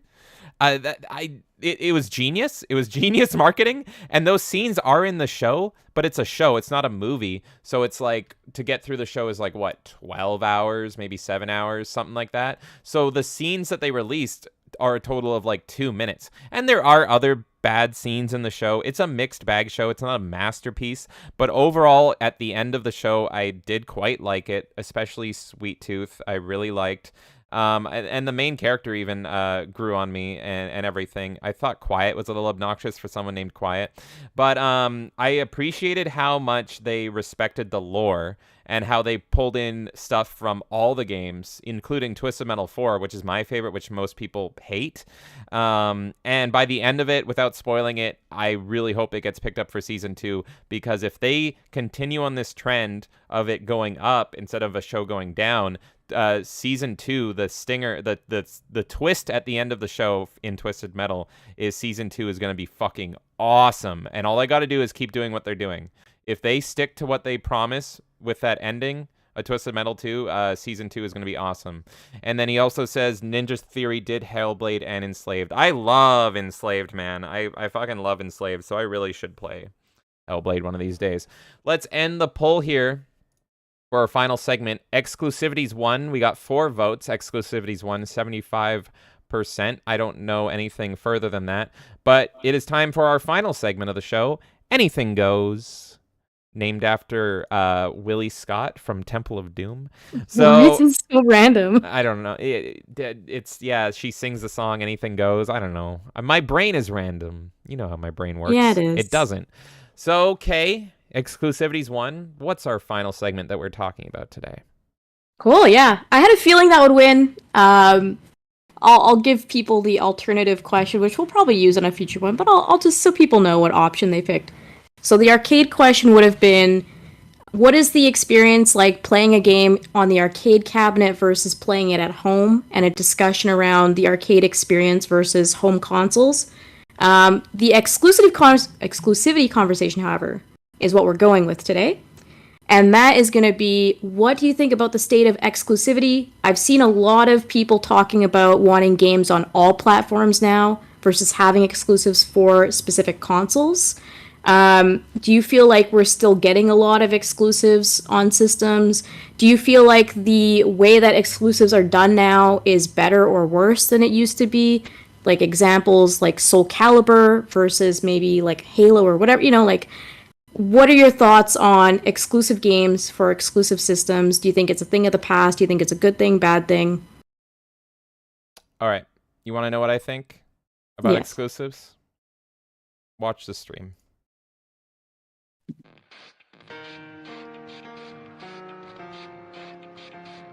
Oh my god.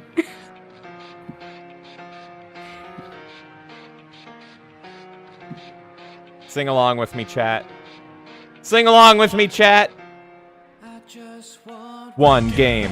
I don't know why. I bought a PS5 with no games to buy. Keep in mind that they designed this drive to improve the loading times. All I know in console wars, exclusives are key. Watch it fly by as it ports a PC. Lose the exclusives at the end of the gen. I have no games to play. So unfair. Didn't look out below. Throw my PS5 right out the window. Try to hold on, but I didn't even know I wasted it all to watch movies. But inside of all the games I've tried, I've got its ports. Just like the PS3 is reminding me of a time of when cried so hard for launch titles. But in the end, it's just got no games. It's so fun. It was kind of perfect. I should have assumed that you were going to bring that up. For those who don't know, for the news segment, I don't know the news articles beforehand.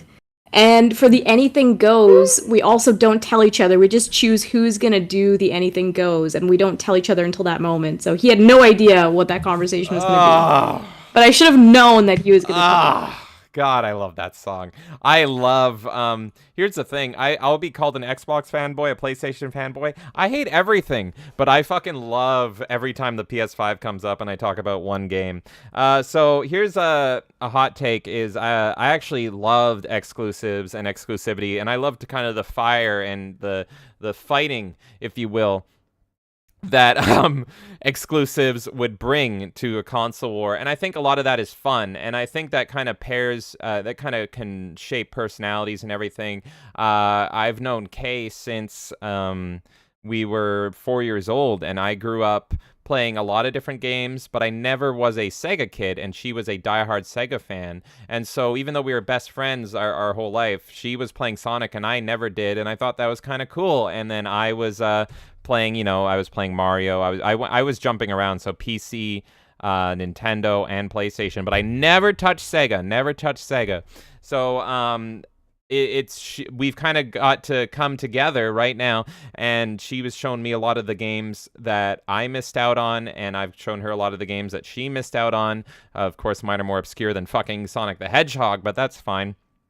Are you really gonna boil down my taste of Sonic the Hedgehog? There are so many Sega, obscure things I Sega, showed you. what else Come on, Sega and got? not just Sega. I was also a Nintendo kid at the same time. But this is what I'm talking about. This is kind of the fun of exclusives, and this is kind of what it boiled down to. One thing I want to mention that I really liked, and I think I can bring up, is even if you don't have exclusives, which has kind of been dead in the industry, hold on, I just want to see if I can find this here. One thing I did love is that even if a game is not exclusive, where the fuck? Come on. Yeah, that's it. Let me see how big this image is.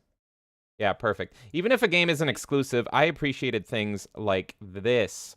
So I loved having exclusives within a game, and so Soul Calibur 2 is one of the best examples of this. It was released on the GameCube, the This is exactly what I was referencing, by the Nintendo way. shit cube, if you will, the original Xbox and the PS2. As you can see, all 3 covers here are different, and if that wasn't cool enough, you got an exclusive character. And this is before DLC, so you were hard locked. And so if you wanted to play Spawn, and I was a huge Spawn fanboy and a huge Xbox fanboy, I thought we fucking won, and I thought this was so cool because I'm like, hell yeah, I have the best system, I have the original Xbox, we have the coolest system, and we get fucking Spawn. You're stuck with Link and Hiachi over there. But then, of course, most gamers wanted the GameCube version. Most people are Zelda fans, and so getting Link was so fucking cool. I actually think the PlayStation got the short end of the stick. Tekken's really good, but Hiachi of all characters, why You wouldn't should put King in it. Yeah, but doesn't Jin make the most sense? Don't you think Jin would be the logical character? The PS2 version of Soul Calibur is actually the only one I don't play. I have the GameCube version. I have the original Xbox version. I actually prefer the original Xbox version. Hiachi was always a weird choice, in my opinion, because I always thought Jin was the poster boy. It's kind of lazy, in my opinion. Yeah, it was very weird, but I'm not a huge Tekken fan. I love Tekken 3, that's about it. But so even if you don't get exclusives, I miss stuff like this, and I kind of miss the old days, the bad days, if you will. Let me see if I can find... Oh, yeah, so they did try this with Soul Calibur on 360, and so if you were on Xbox, you got Yoda as a playable character, but if you're on PlayStation, you got Darth Vader, and so I lost because I'm a huge Vader fan. You can see Vader in the corner behind Kay's head there. We have a Vader statue. And so I'm like, really? You get fucking Yoda? But then they ruined it, and I thought even at the time this was a lukewarm thing to do. They made it so it's like, okay, Xbox gets Yoda, PlayStation gets Vader, and it was a color thing. It was a color choice. Xbox green, PlayStation was black at the time, was the PS3. But they made it that if you spent $10, you can just get the character anyway. And I'm like, really? Really? And so it felt even then, even though I got Darth Vader and I could buy him, it felt like it lost kind of that charm, because it was kind of cool that I was stuck with Yoda and then the PlayStation kids got Vader. And so I miss that. I kind of wish... I want the restriction. I want that. But... yeah, so I miss exclusives. I think exclusives are actually a fun thing. I know the popular and the normal opinion to have is like, without exclusives, everybody can play everything. And that is true. And, you know, that it's hard to argue that point. I just think there is a little bit of charm and wonder that's left from less exclusives. And I miss the time of going to your friend's house and he has a completely different library, and that was really never experienced more than me being an Xbox kid and going to my friend's house that were playing GameCube and playing Time Splitters on GameCube, or playing God of War. God of War was so foreign to me on the PS2. So I do kind of miss it. There is reasons why exclusivity has died. It just makes, the games tend to make more money if they're on everything. That said, I hate exclusivity on PC. Exclusivity within exclusivity with the Epic Game Store, because using multiple stores on a PC is the most grating, irritating thing ever. So before someone says like, oh, you hate PC exclusivity, and it's like, yeah, I'm gonna be happy of a fucking launcher that is terrible to run and runs like shit compared to Steam, and I have to have one game over in that launcher where I don't remember the password? Yes, I hate that. When I think of exclusivity, I think of like systems, and all those systems back in the day, they worked fine, whether you were on GameCube, Xbox, or PlayStation, whether you're on Genesis or Super Nintendo, you were having a good time, but you're also having a very uniquely good time, and it was like a different world. It was almost like a culture shock for a Nintendo kid going and playing Rystar at the fucking Sega kid's house. Like like there's such differently made games. And then another thing is you have I like how we lost a viewer while I'm ranting about this. I don't know why, but remember, if you hate me, I want to know why, because I find it funny. So leave a comment before you rage click out of there. But oh yeah. Well, oh God, wait. No, yeah. So another thing that was cool about exclusives was differences in games. So sometimes, and this happened really in the Sega Genesis Super Nintendo era, the same game would be developed by two different teams. And so you would have radically different games with the same name. And my favorite example of this, but there's many examples, is Aladdin. Aladdin on the Genesis and Aladdin on the Super Nintendo are entirely different games, and both games are really fucking good. Usually when this would happen, one game would be vastly superior to another. I'm biased, but more often than not, I feel like the Super Nintendo version was always superior to the Sega Genesis version, with the exception of RoboCop versus Terminator. RoboCop versus Terminator on Super Nintendo, I believe it's Super Nintendo, was dog shit. It's a terrible game, but on the Genesis, it's fucking awesome. Totally different game, same name. Aladdin is the best example of this, though, because the Super Nintendo version and the Sega Genesis version of Aladdin are both really, really, really good. And you can debate for hours over which is the superior Aladdin, which I think is really cool. They play totally differently. Like, one's more of a platformer, you're jumping off heads, and the Sega one, you have a sword, so it's more of like a like hack and slash almost, but a side scroller. So that's really, I'm just ranting off at the wall here, but that's kind of what I miss about the charm of exclusives. There's a reason that Sony has one game. I don't know why. I actually do know why. It's because of the GPU shortages that happened because of people mining fucking Bitcoin like crazy. So they couldn't manufacture enough PS5s. And exclusives have been dwindling for a long time, but they couldn't manufacture enough PS5s to meet up with the demand. It was partially an artificial holdback, but it was also mainly because they couldn't get enough GPUs because of the GPU shortage, so they couldn't make enough PS5s. So they had all these games that would have been exclusives, but they wouldn't have made any fucking money if they left them on the PS5. So then they ported these games over to PC just to make the money back, and that's why PS5 only has one game. And if you doubt that the PS5 only has one game, let me type in PS5 exclusives right here, if I can find the Wikipedia article on this, because it's laughably bad. Oh god, where is it? But hold on, Wikipedia. Fuck off, Bing. Nobody likes you. PS5 exclusive titles. I know there's a way. Yeah, there we go. Look at this. Look at this. Look at this. So you've got Astro's Playroom, which is like a tech demo. That doesn't even count. You have some VR game. Who cares? You have Demon Souls, the remake. So there's one. Destruction All-Stars. Who cares? Final Fantasy 16, but I believe that's limited time. I think that's limited time, so it's going to get on other systems. You got Rebirth, which the main reason you wanted a PlayStation was Final Fantasy. You've got Horizon. Yep. AKA what's his name? Who's the main character in Horizon again? That great big fat guy. Isn't it Horizon Zero Dawn? Yeah. Hold on 1 it's second. A chick. No. Fucking what's his name? The Nick guy. Nick Avocado. Nick Avocado. Horizon Avocado. So here's your fucking exclusives. Here's your fucking exclusives that you get on the PS5. Aren't you so happy? Aren't you fucking happy about it? Aren't you excited? No. So yeah, so that's what you get. Oh, Marvel's Wolverine's gonna be an exclusive. That's a good one. Rise of Ronin, I don't even know what that is. Spider-Man 2, aka Miles Morales, the game, and Stellar Blade. I don't even know what that is. So this list has gone up a little bit since I last saw it. But also, this isn't... I don't want to only shit on PlayStation, because Xbox has this issue. Xbox's strong point this gen has been Game Pass, and they're just trying to hoard everything for Game Pass. But I personally don't count an exclusive if it's also available on PC. I only count games that are exclusive to the console, because if it's on Steam, if it's on PC, it's not an exclusive just because Microsoft is Windows. Yes, technically they're still getting their exclusivity share, but when I think of exclusives, I want to only get the system, the video game intended system, and play that game on that system. So, like, what exclusives, if I take that into regard, does Microsoft even have? Because everything Microsoft does is on PC as well. 99% of it's on Steam. Very few exclusives are like on the Microsoft Store. Sea of Thieves being the only one I bought, but it eventually went on Steam as well because the Microsoft Store fucking sucks.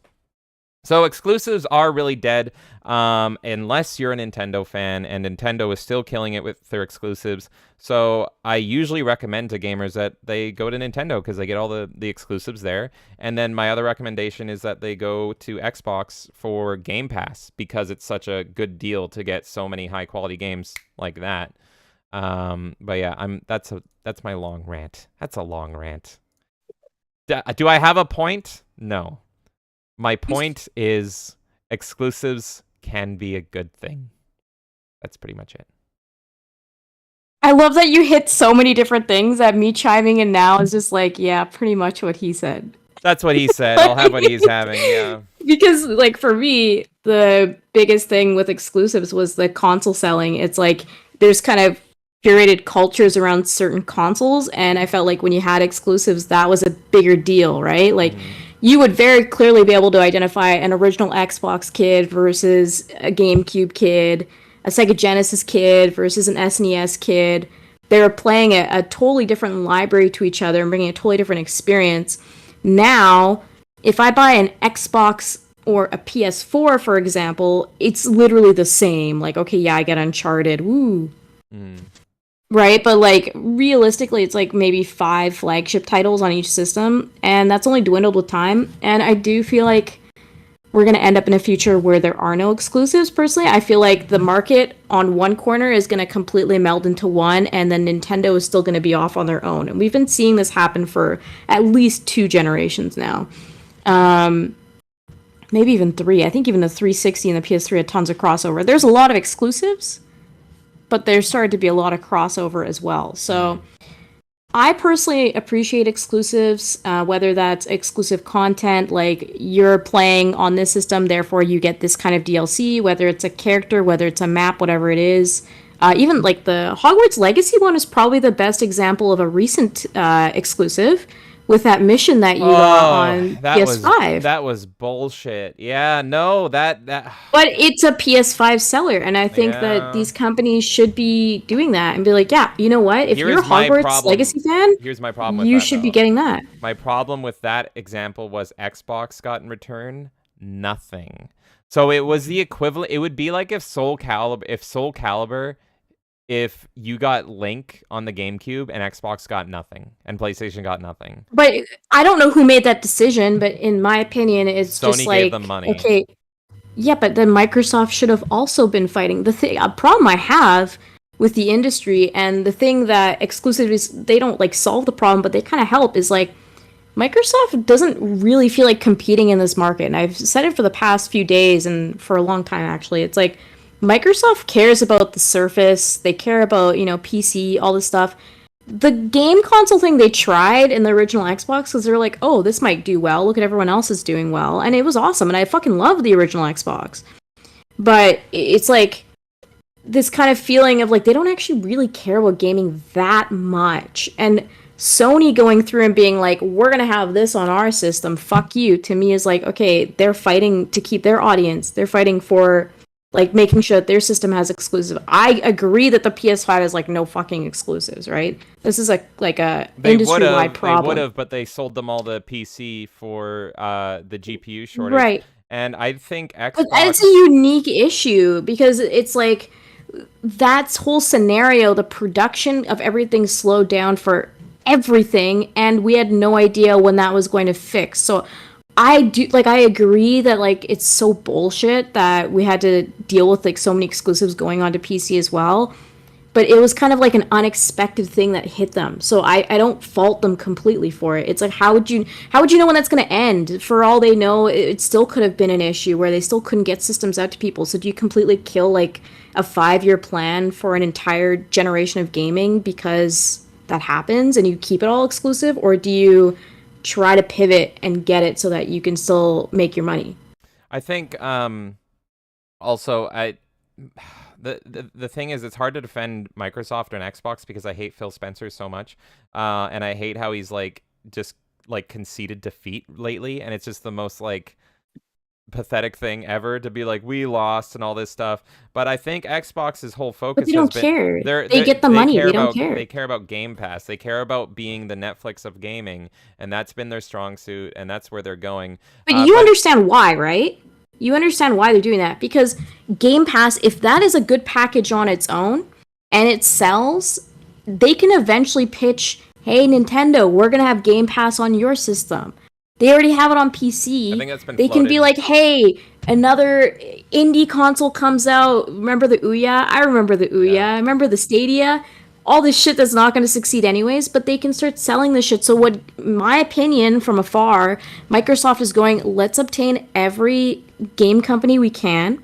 Let's create a really big catalog in Game Pass. Let's become Netflix, because there is no real like Netflix solution for gaming up until Game Pass. Yes, PS Now or whatever, but it doesn't hold a candle to Game Pass.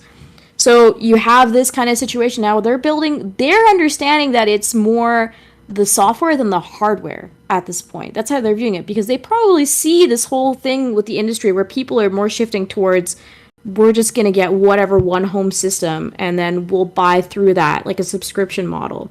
So I think they're actually thinking ahead with it. Do I agree with it? No, I think it's kind of dangerous for the industry, but that's why they're investing in Game Pass, because that's where their cash cow is going to be in the end. I think so too, yeah. And that's how they survive if there's a crash in the industry completely. And we have to completely reset as an industry. They survive because they have the Netflix of gaming. Yeah, and Nintendo survives with their exclusives and making quality games, and then PlayStation survives because of brand loyalty, I would say at this point. Because what has PlayStation got? I think PlayStation between the two systems feels the most like a system between the two of them. But yeah, here's the weird thing. For me, I actually love the feel of the PS5. It feels next gen to me. I enjoy using it. But you and I fight over the Xbox. Because it's like better, you and I end up playing the Xbox more. It's like, oh, because you're it's a streaming. Okay, I guess I gotta play a different game. because a PlayStation 5 isn't a good multimedia device, and so I use the Xbox to watch movies and go on the internet and go on YouTube. I don't really use it to play game. I use it for backwards compatibility in games because it's got like good... Look at Final Fantasy versus Starfield. Final Fantasy feels like a next gen game. It really does. It's not perfect, but it feels like a next gen game. Starfield does not. Yeah. Starfield feels like it could have been late 360. Yeah, true. I've seen better from late 360. In... So that's, I mean, to me, it's like, yeah, PS5 is doing right, but Xbox is relying on, let's just get ourselves in as many pots as possible, and then we're going to be the cockroach that survives by not relying on the hardware anymore. Right. Yeah. I don't know. I just know that it's not the same as it used to be, and I miss the old charm of Sega does what Nintendo don't, and I miss all that exclusive and all the blood feuds and all that stuff. And I am looking forward to, on the note of exclusivity, I am really looking forward to a certain something that we have planned in October. Sometime in October, you and I are going to be doing something on this note, and I'm really looking forward to that. We are going to reactivate these old blood feuds, so stay tuned for that. Yeah, I just think, like, that's also why the console wars and all that stuff is dying out, right? Because what is there really to fight about anymore? Nothing. We're going to be causing fights in October. But I think it all, like, I want to see more exclusivity, and I want to see more unique things, like adding DLC, this kind of stuff, because that's ultimately what motivates other companies to do better. If you constantly see that Sony is pummeling you, then you're going to start to fight back, right? And no one can touch Nintendo because Nintendo gatekeeps all their stuff, and you know what? It's for the better. I am a It big really fan is. of that. I forgot I wanted to say this yesterday, but we were talking about how everything sucks now when Imp Black Belt was on. And I wanted to say, hey, Warhammer 40K, you're the last fandom. You're the last fandom in the world. Gatekeep that shit. Don't let people ruin it. So, yeah. No, that's something that's definitely gone under. Any other thoughts on exclusivity? I feel No, like that's pretty much it. I'm sad now. I'm going to go listen to one game. I don't know why again, and I'm probably going to post it on Twitter and make more people mad. But I literally use that example for everything. But, That was good. That was good. Before we sign out of here, I'm going to read any comments that we have. Nerdy Neo says, R.I.P. Chester. I'm not huge Linkin Park, but I believe that was the lead singer that passed away, right? Chester from Linkin Park. Yeah. No, that was shocking and sad. And Jonathan Savis says, my God, it's beautiful. Did you like my singing? Did you like the song? And Nerdy Neo says, I like Bing. I get free money for using it. They fucking pay you to use it? It must be a good it must be a good search engine if they have to pay their users. I don't know anything about that. Nerdy Neo says tons of PS exclusives have come to PC too. Exactly. So Nintendo is really the only one with actual exclusives. I agree. So that's why I tell people, if people are like getting back into gaming for some reason, it's like probably the best way to do it. If you want the most bang for your buck, is get a Switch, and then you get a PC and you get Game Pass for PC, and it's like there's all your games. You're done. Pretty much you get a Switch and you get a Steam Deck. There you go. You get the two handheld systems, and that's gaming for you. Nerdinio says Phil Spencer saying we lost was also to help make themselves look like the underdog to help push through the Activision deal in the UK. That sneaky fucker. That sneaky fucker. Can I play something real quick that I wanted to play last night and I forgot? Yeah, go. All right, very quick here. It was related more to... Yeah, it relates to this. 1 second. Is this it? Is it? Hold on. I want the song version. There it is. I'm only going to play like a minute of this. Ready? Ready. Oh. Developers. Bomber gang, let's go!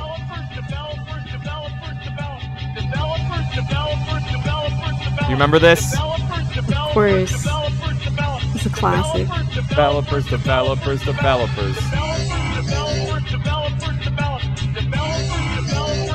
This is what you need for exclusives.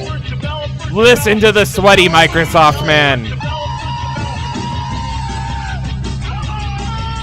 Get your developers. I love that you're yelling so loud they can hear it twice. Good. Where was I in the chat? Let me pull this up. You actually finished reading the comments. Oh, yeah. Unless you haven't read. No, that's it. That's it. All right, so that was episode 6 of the Melee Madness podcast. We are doing it live. Please let us know in the comments if you liked it live, or do you prefer Kay fucking cutting down all the fucking bullshit that I talk about. Let me know what you thought, chat. Maybe we'll do it live again. Maybe it'll stay in the back rooms, if you will. And you can check us out everywhere at Melee Games over on Twitter, aka X, and Melee Games Place on Twitch, Kick, Rumble, YouTube. Everywhere that you're watching us right now, you can check us out. You're already checking us out, so what am I doing? Okay, do you have anything? You already got it wrong. Melee Games on YouTube and Rumble, and then Melee Games Plays on Kick and Twitch. This is why we have a goodbye screen that we're going to go to real soon, because it does the talking for me. All right, guys. You have anything else to say before I say goodbye? No. Goodbye, everybody. I'll see you all very soon. Goodbye. Oh, thank you, JF Raptor fan and Jonathan Davis for tipping today. That is right. I was going to shout them out, too, on our goodbye section, which I always do. Thank you guys so much for coming to the live version of the Melee Madness podcast. And yes, thank you, JF Raptor fan, for that tip, and Jonathan Davis for that tip over on Rumble. We appreciate you guys so much. And don't forget, thank God I am not Destiny. Thank you, God. I did not want that to happen to me. Beautiful. Good night, everybody.